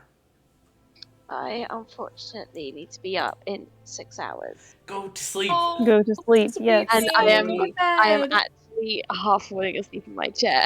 No, Yeah. you're all good, dude. Go rest time. But Get some rest. I'm going to hop off Rest. here and I'm going to listen on mute to it in my bed. Valid. No problem. Love Okay, you. good night. Wait, when did Xavier get here? Oh, boy. I think I need to listen back to the recording. I think I actually fell asleep. God. Well, Your voice, That's literally, all as you good. were saying something, you were just like, how much longer? I was like, she's gone. She's gone. Oh my god. Yeah, it's like, yeah, Chloe's been asleep. Gets like that, bro. Ned knows it. Yeah, I do. Go get Nora, ready how for are you Often bed. enough. doing? I'm doing fine. I don't have work tomorrow. Okay, Valid. word. Oh, Valid. you're fucking lucky. Okay, don't worry. I'm staying late. Yay. Oh my gosh. Yeah. Okay, well, good night, Chloe. Good night. I will. I'm gonna hop Kiss. back in, but I'm gonna stay muted. Eventually, Yeah. I would like to have a little chat with Pal and fulfill my promise. Because I promised. we and I can, can't not we can promise. say that you did, but if you want to RP it out, Yes. we can do that another day. Don't Just- stress about it. I'll think about it, but Ew. just a little, Okay. quick little chat. Yes. Alright, you go get ready for Good night. bed. I'm gonna go piss. I'm getting Good a snack. night. BRB. Good night. BRB. Mwah. Good night. Mwah.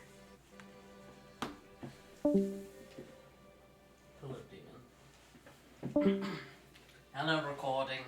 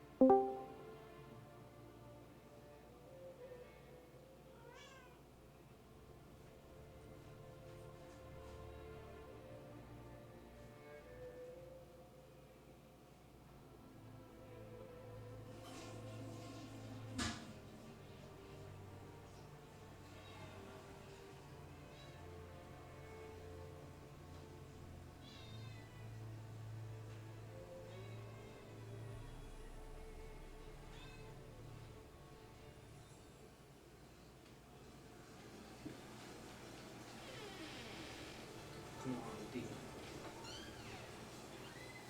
Do not get closed in the bathroom. I hear you. I know this. Come here. Come here.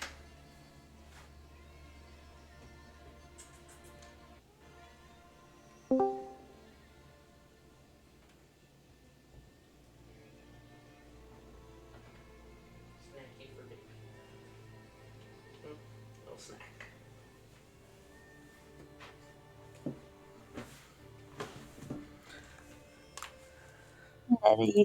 Secret. I am back. Are you No, I just thought it would be revealing funny. secrets? Do it. No, I haven't said anything. I just thought it'd be funny to inspire fear in people, to see that I'm unmuted while they're away.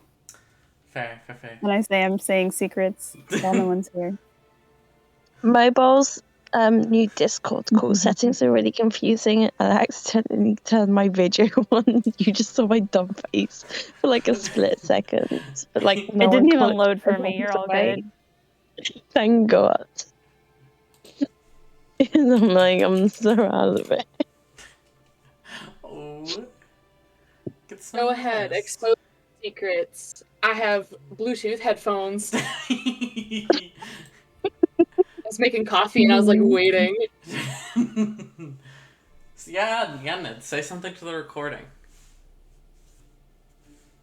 Hi, recording.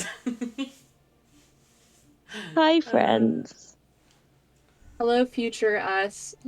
Isn't it so silly that we're level 4 right now as we play, and then maybe by the time we like re-listen to this, we might be like level 20.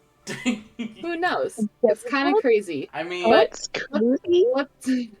Let's make sure that we compare our characters from now to where they are when you're listening to this again and see how much they've grown. How epic. I mean, Who do you think would die first? I just saw Xavier say that they would die first. Right Esmond would die first, but okay, yeah, bets on who would die first. Actually die first. What? I think. If I allowed any of your characters to escape, who would die first? I'm gonna place a bet, and I'm gonna say the first person to die is gonna be Shoshen. Yeah, I was gonna say it's probably Shoshen. There's no way. I was like, I have this like feeling. I think it's Powell. No, that's too much. You're gonna kill a child? My God. I'm not scared. I'll do it. I know you. I'm not. I don't doubt you.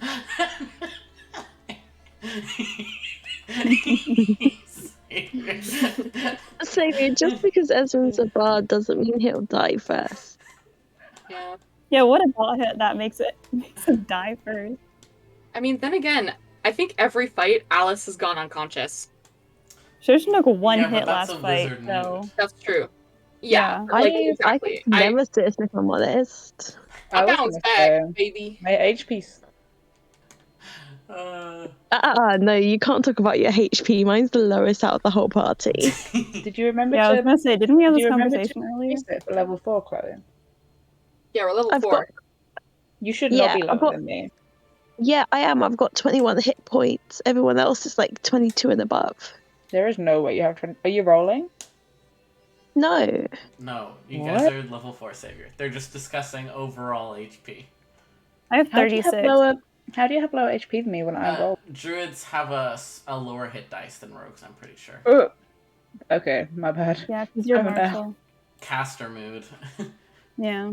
How do I Yeah. move in this? The only Alice's reason... hit points are crazy. Yeah, the I only think reason Alice was like Alice's hit 26. points are crazy is because her constitution is beefy as fuck. Because otherwise, True.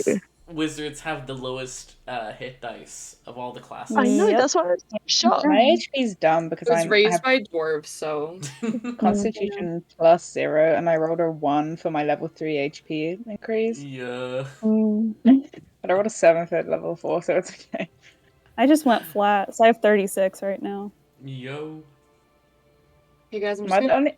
Like, Am I the only one rolling HP?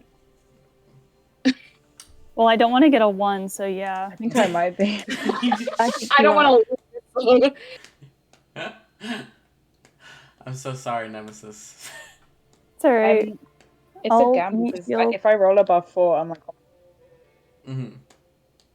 How do I move in Okay. the multiverse thing? It should be here. Let me double check by taking control of an NPC real quick. Yeah, Because I'm in it, you can see me. It's the WASD. Are you kidding me? Ah! Yo! Oh my god! Look at me go! You do little Yeah! hip hops all around. It's so cute. That is actually so cute. I can pick up things. Water container. Pick up. There's various items that are pick upable. This is so good. Right? Can I put it down? Uh, Oh, I see. Okay. Savior, what's the Yes, button I to can. put items down again? X. Here it is. X, Oh, pop off. I hit it. You're all good. Here. This is for Shoshen. Giving Shoshen a cup. There you go. Well, thank you. For her to flex into. Anyways.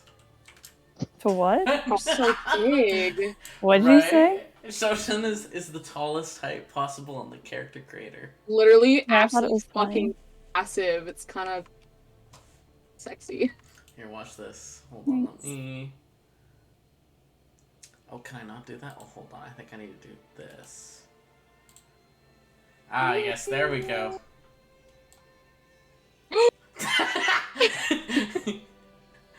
Oh my god, she's massive. I can adjust heights even further. So that does mean Chloe can make her character, and Tori can be set at the average height so that the proportions are still correct. But then I can make her shorter so that the height is That more is accurate. so cool. Teeny tiny. Wait, hold on. How tall is Power? Let me go double check.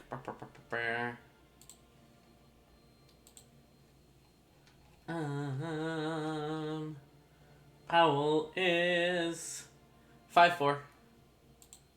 Fuck.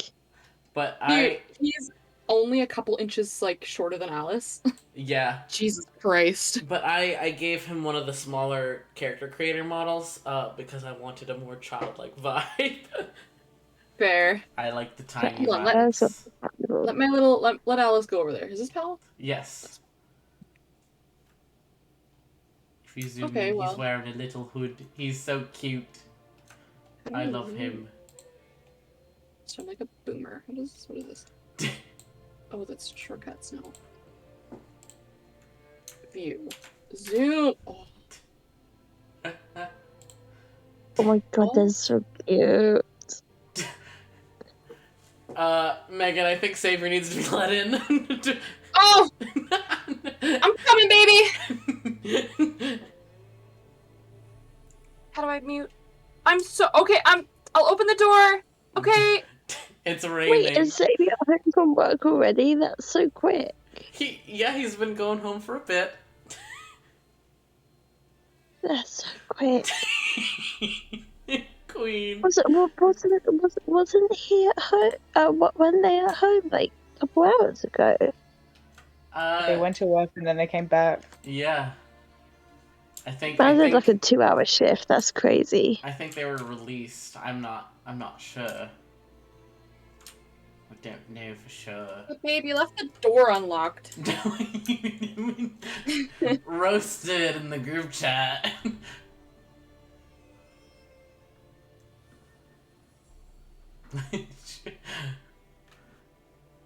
2 hours. That is actually so fast. I didn't realize it was already 2 hours. Yeah.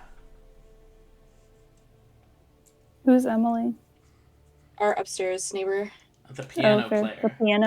I love Emily. Emily's very cool.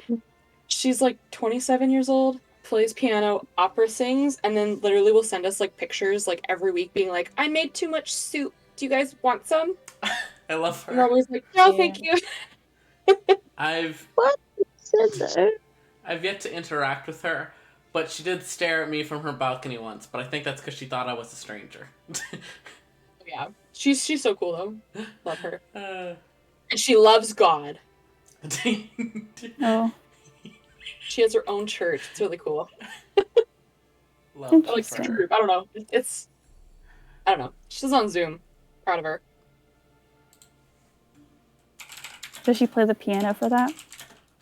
She does. Makes sense. And it's so like tomorrow. Yeah, 'cause today's what is it, Friday?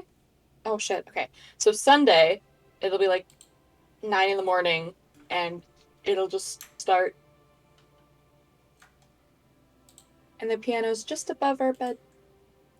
Yeah. So it's a little wake up call. Now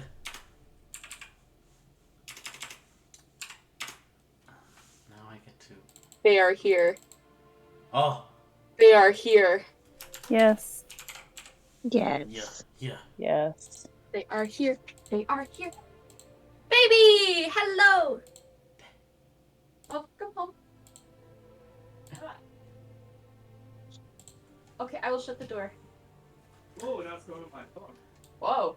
I have a separate level in the verse where I put all the NPCs that I'm working on, and I will give you guys a little sneak peek of Undertake because I really like Undertake in this. It's so cute. How cute is that? That is good. I love you. It's so cute. And I then love Undertake. I also have Havoc, Inspector, and Burst here. Where's Havoc? I really like Havoc's model. It's very cool. Havoc, fight me in the metaverse right now. Fight me. Fight me! Ah! Can I jump? And Burst is so Can't cute. even jump in game. Is that Spectre looks great. Spectre and Burst? Yes, that is Spectre and Burst. You know what I was thinking about? We saw Spectre in our session 0, and she was like on her way to some meeting, and like it's just your mind, honestly. Because I was like, wait, Shira. Yeah. At the ravine. Just stab my friend. And also hello. Also here in order is Erland, Lucius, and Bulwark, who is the other person in the Havoc's crew. Yes.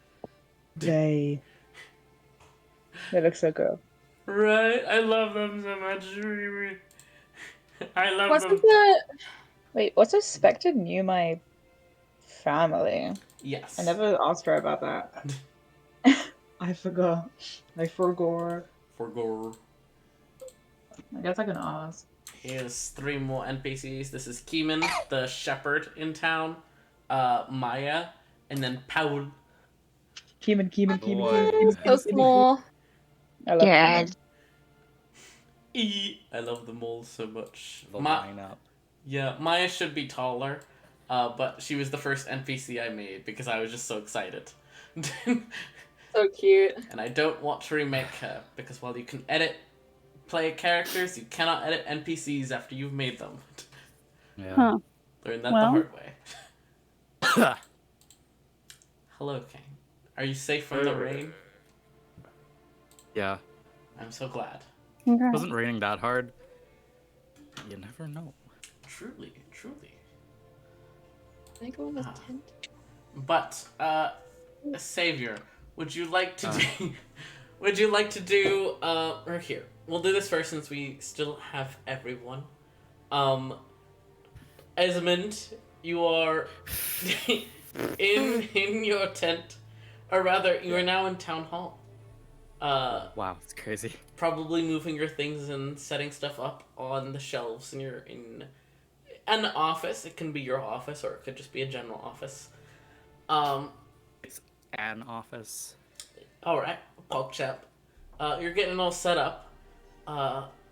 When someone ducks in. Maya, it's not Maya because Maya's. I'll say it's Powell. Powell came to get you. Okay. Powell ducks in, looking a bit excited but also a bit nervous. Dad, the refugees are here.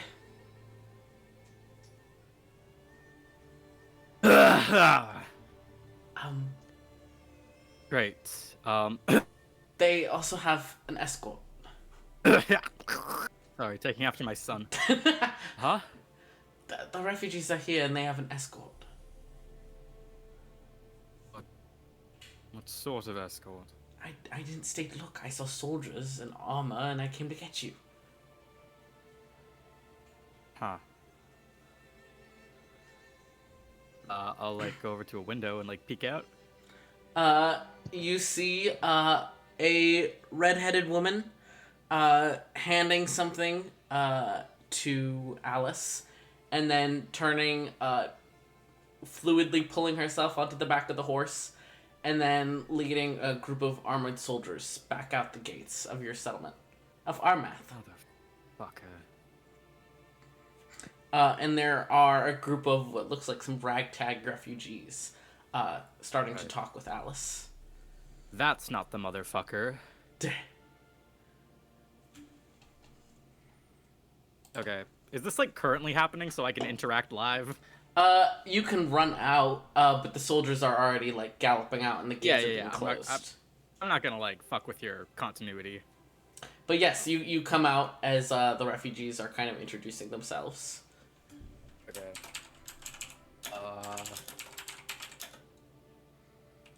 Alice.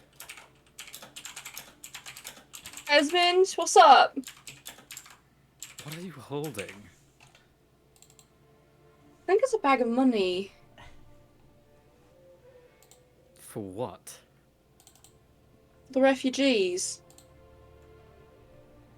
Right, I was sort of more wondering where you got it. It's from that soldier. Right.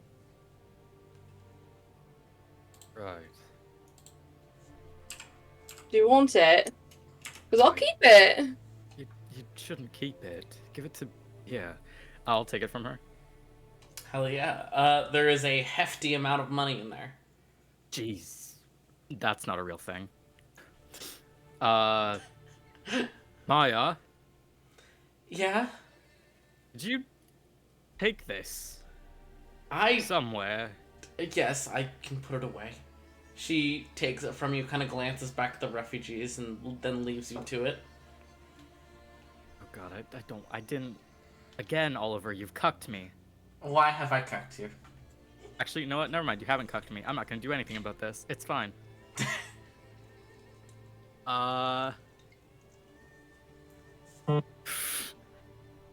Okay, yeah. Are, like, they being helped by anyone?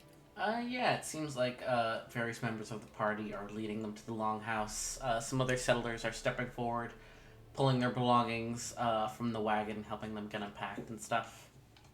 Right, tight. I'll talk to them later. Mm-hmm. Who are those soldiers, specifically? Is anybody in the party, like, lingering? Or did they all go? You guys tell me. At what point is this? I've lost the continuity. I think I'm guiding everyone up to the longhouse right now. Mm-hmm. So it's like I would have handed off the money, and then I'm like, hey, like my name is Alice, like let's take you up to the longhouse, pretty much. Yeah, it's like right where Yeah. you guys left. Tori's probably It's also there. helping. Right. Tori is helping. Mute and rest, Chloe. Bed. I Go to adore bed. you. I adore you. Friends. I will server mute you. Fuck.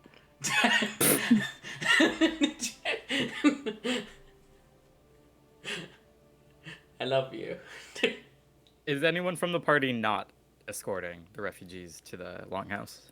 Yes, I'm staying I'm staying. to listen. Okay, then I'll talk to Nemesis and Shoshen. Yeah. Who specifically were those soldiers? Iron conscription from Hildegard. Shit. Great. The ones we met briefly when we last visited. Right. It's a charitable gesture of them to help vulnerable people. Certainly. Don't suppose either of you have any outstanding opinions on the conscription. You mean in a positive sense or In any just in sense. general? Generally. I don't favor their company in most cases. Right. And your Nemesis? Completely neutral. Which is rare, but yes. You haven't had much interaction with them then? Not really. Oh, Chloe.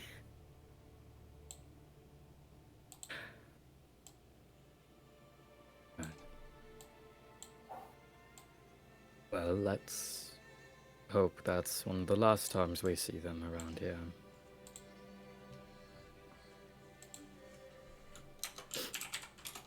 Unless they'd like to keep bringing us money without strings attached. Well, I isn't bringing 25 people to live here strings at the same time. Don't necessarily think that's strings if they want to keep bringing people here, accompanied by their money. That's... Well, I don't mean to imply anything negative in terms of bringing refugees here, purely in the sense that it was more transactional in that sense. Right. I suppose I'm less irritated with the appearance of the conscription. Got it. And I'm also relieved that they thought of us as an option.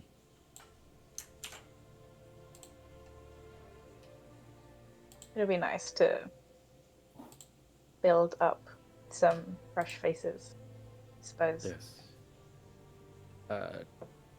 Tragedy, of course, but that's sort of...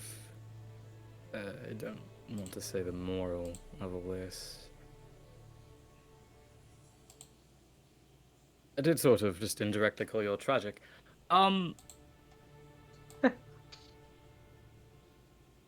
Well, hope your days went wonderfully, Nemesis Shoshen. Like, Yeah. pop him, his, like, arms are crossed, and he'll lift one out and just, like, pop a snapped finger gun and just walk away. It's We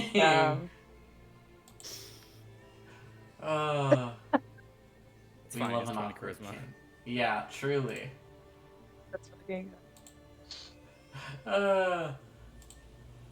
Alrighty. Yeah, that's all I wanted, really. Yeah.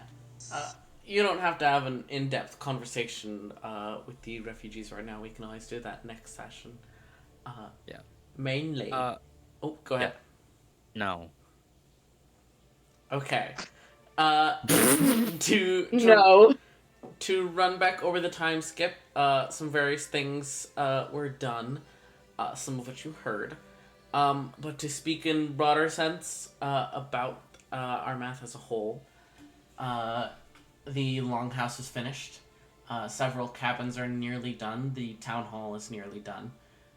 The farms are done, at least for now, unless you guys want to eventually build expansions. And the town wall is nearly done, along with a few watchtowers and 3 gates are currently there as well. Also, some roads are being built, and I will get to that question in a moment, Savior. Actually, Yes. I will tell you straight up. You have heard that name before from that person, yes.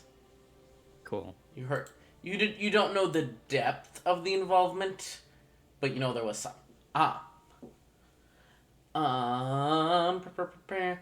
But is other than speaking with Alice, which we can get to, is there anything else Esmond would have specifically wanted to do during the time skip?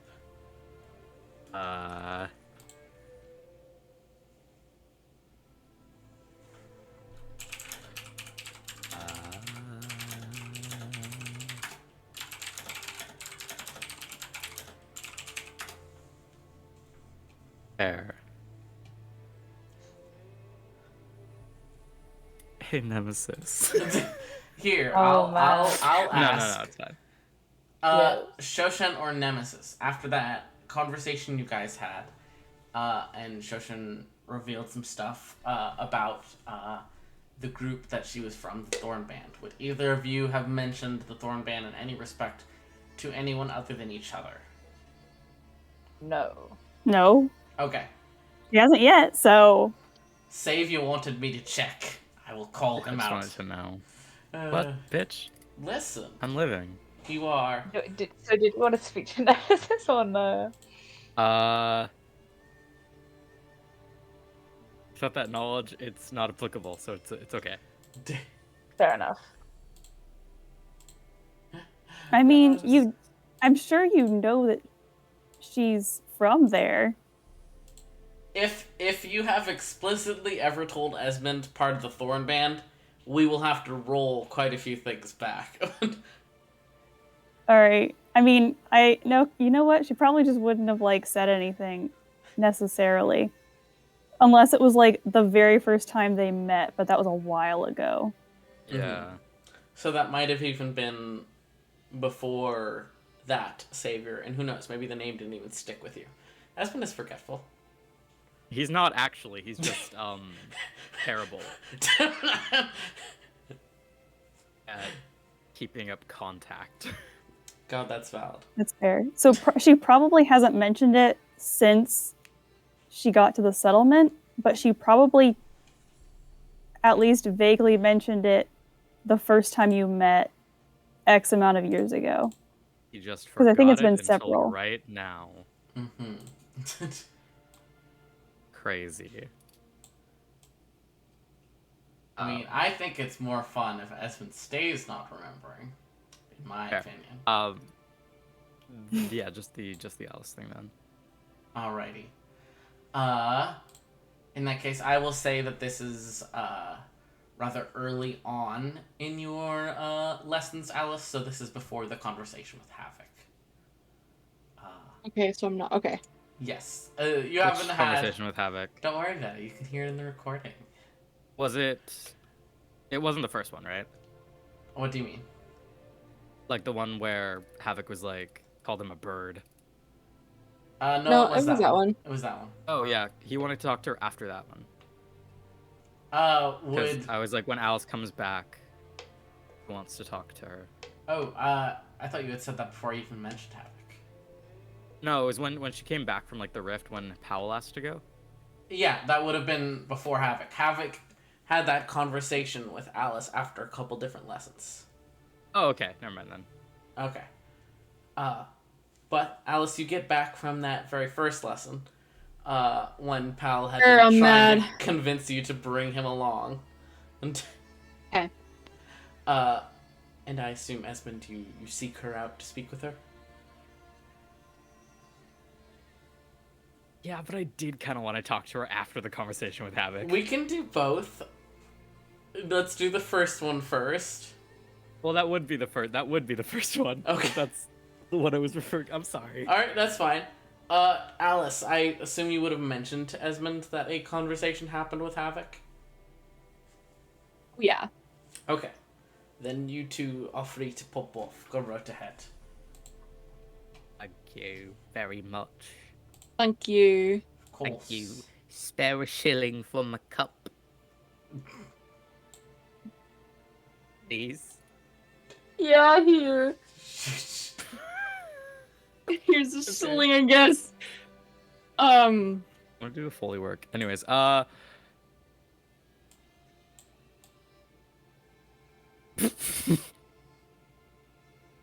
She really is a bitch.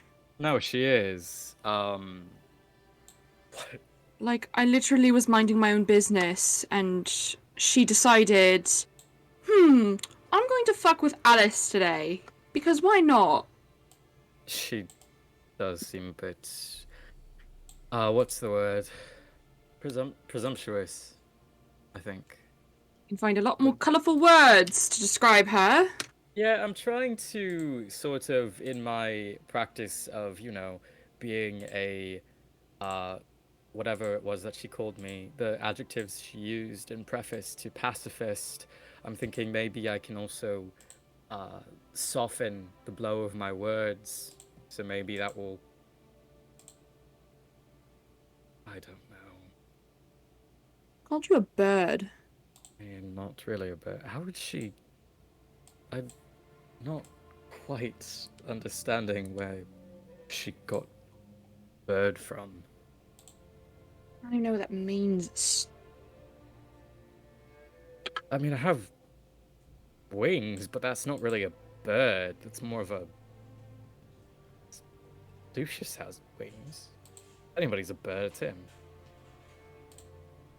It's also birds that don't fly, like... Yeah, there are birds that, like, ducks fly. No, they do. Penguins! Have you ever heard of a penguin? What the fuck is a penguin? They live where it's cold, apparently. They don't fly, they swim. Who told you that? I think they're Dwarves. lying to you. Oh, I think they're lying to I you. don't think so. I don't think Speaking so. of dwarves, how did she find out your last name? Okay, so apparently she said that she did some research. And trying to ask more about it, she wouldn't do anything. You're stupid. Pisses me right off. But she said that she'd looked into something. So anyone who is, I think she mentioned touch the stones, or who has possession of stones, possibly she was able to look into. I have no fucking clue, but that makes me really nervous. So, what, like you touch the stone and suddenly she has a bio of you? I think so. ASL? Yeah, I think so. That mean include these stones we've touched here? Most likely. What the fuck? And then to make things even worse, she can also talk to the call. Likes you more, right? I don't know. Call seems pretty neutral. Well, that's fine, because... Well, maybe it's not fine. It's neutral. It's also neutral. Whether or not it likes you is neutral. Because you're obviously... leagues, bounds, leaps are less than leagues, but I'm going to say it as well. More, I guess, tolerable. More tolerable, that's not even that nice of a compliment. You're far better than Havoc. Far better.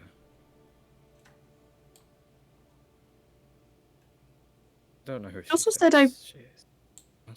She says I follow you.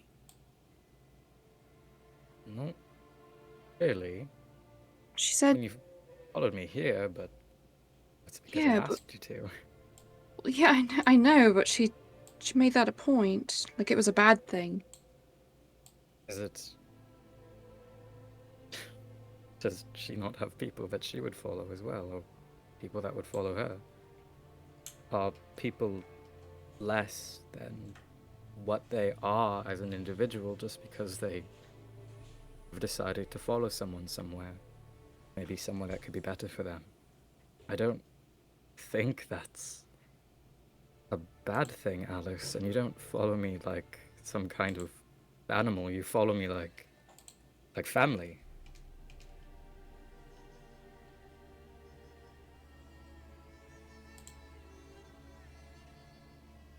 Yeah, you're right. I told you that you listen. I asked you to come, and I said I was going to build you a home, and I'm trying to do that. But if she's got it in your head that you need to do something else, then you can do whatever you like, Alice. If the years and time that's passed since we last saw each other has proven anything to me, it's that we don't really need to be face to face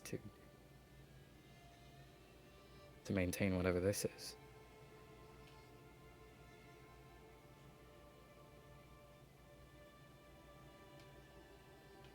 I want you to stay. I want you to stay. I do want you to stay. I want you to stay very, very much. Very much. Thing to say, I don't know, have any. I don't have any plans to go anywhere. I mean, I just don't want you to. I hate her. I hate her And too. I want to hit her in the face. Just a bit. Break that fucking mask of hers. I know. Why is she so obsessed with me? If you could see yourself, you'd also be obsessed with you. Thanks. What's that? What's that tone?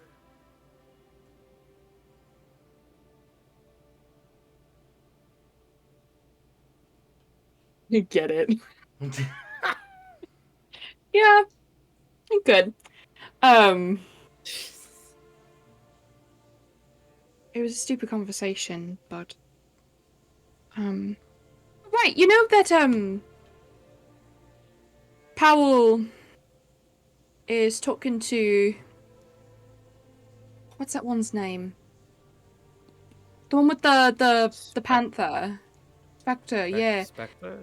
Yeah, I think so. Like a ghost. Sure. Stop. That wasn't Esmond. That's just me being an idiot. Is it sure? He wanted me to pass along a letter.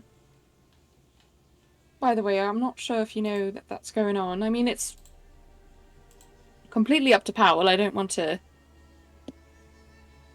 out him or anything, but I want him to be aware. Listen. No, thank you. I feel like I have a little bit of a part in this because I did have him on my hip for like 3 months. So I think I can give him a little bit of push. Yeah, sorry about that. It's okay. He is inevitably, I think, going to try and eventually in his life break every hope of safety that I have for him, but I am trying to accept that that's just the way kids are. That's the way that kids are, that is the way that teenagers are, and I have no doubt that once he reaches just a little bit taller, once he gets a little bit older, he will fully break free from the expectations and hopes of safety his father has for him. So, when I asked him not to speak to Havoc, of course, he goes and speaks to Havoc. I hate her, and I wish that it could become a general consensus that she is not a well-meaning... She might be well-meaning. She's not a well-intentioned person. I don't know. I don't want him to get hurt, but if he's insistent on this, it's hard. And honestly, not something I am terribly keen on contending with. I know. Being a parent's hard. But just remember you're doing the best that you can. You're doing what's good, or at least what's right for him. Well, that's all any of us can do, isn't it? Just our best. You're doing great, I think. Tarek was just quite very well. I think you are. Oh, thank you. Record, I think you are doing quite well as well. Thank you. You're welcome for the roads. The what? The road? Oh. Stonemason. I shake her hand and caress her with my pinky.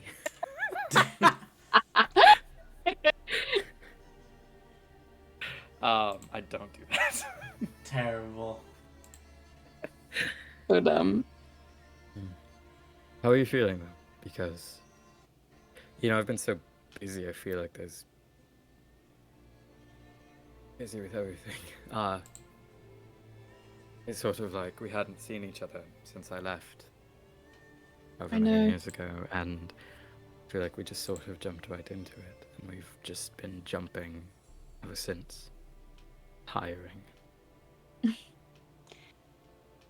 I'm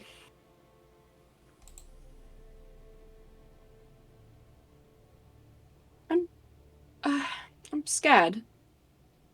To be completely honest with you, Esmond. I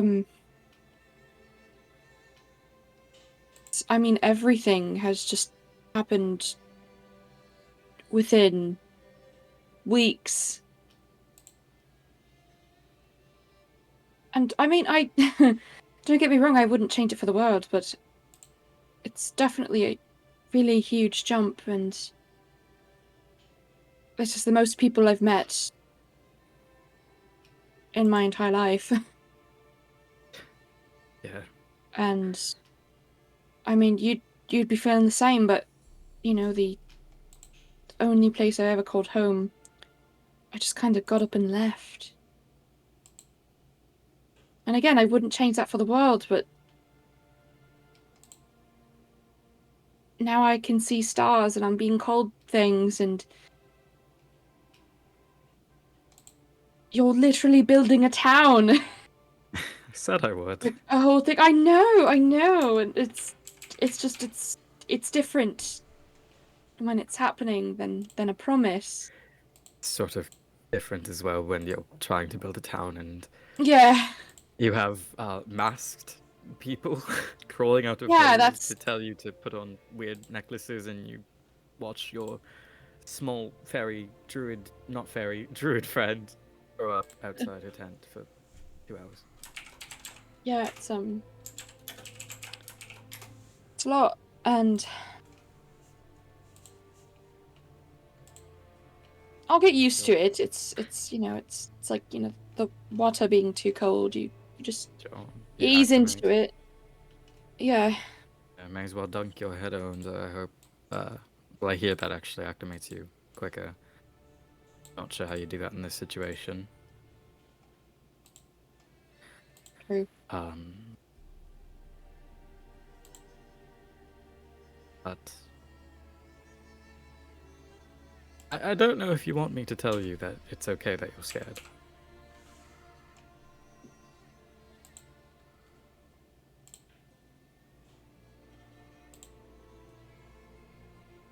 I'm not sure. Well, it's okay that you're scared. Did that help? Maybe. Plenty of things are scary, Alice. But you're still here.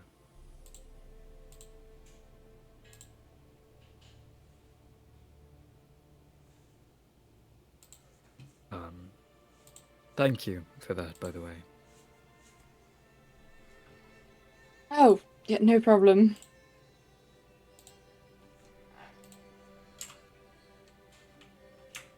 You probably have lots of stuff to do anyways. So I'll let Not you really. get to it. I mean, plenty of things to do, but...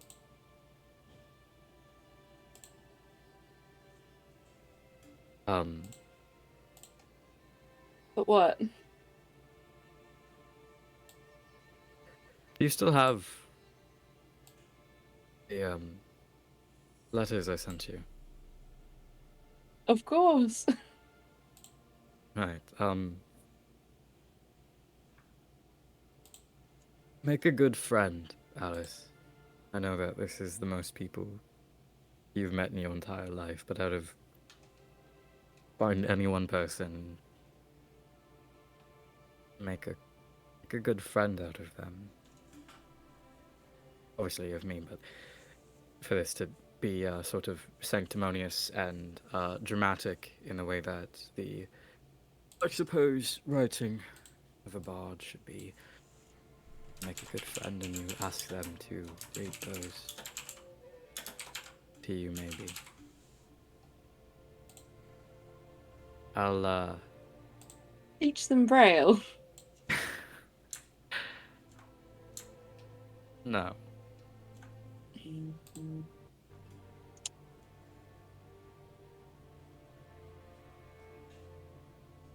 Esmond It's all Kelsey, you are so good. full of mystery.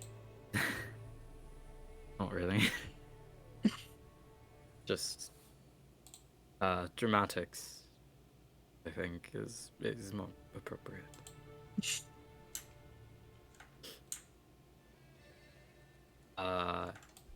Yeah, and I'll get up. Cause I kind of imagined they were like sitting on a hill. Yeah. Yeah. Literally what I was thinking. Yeah. And well, before I'll like crouch as I get up. I'm going to touch your forehead. Okay. Okay. I'll like pick up her hair in front of her forehead. And I'll give her a little kiss on the forehead. Yeah.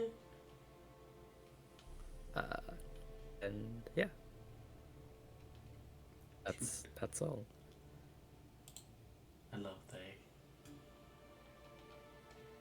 Well, unless there's anything else you would have wanted to do, unless there's anything else you would have wanted to do during the time skip, we'll end here for now. Ooh. Ooh. Ooh. I cannot wait. Hey guys. Oh. Great time. We love all the lore. Hey. Yeah. Who wants to learn to read? Who wants to read? Actually, never mind. Read what? Go ahead. Well, it's a couple pages. So, Uh-huh. Yeah, I want to read things. I bet Alice. I sure hope Alice makes a good friend. I'll pick and choose. Yeah. Hell yeah, Cute. guys. Cute game. Yeah. Let me stop the recording.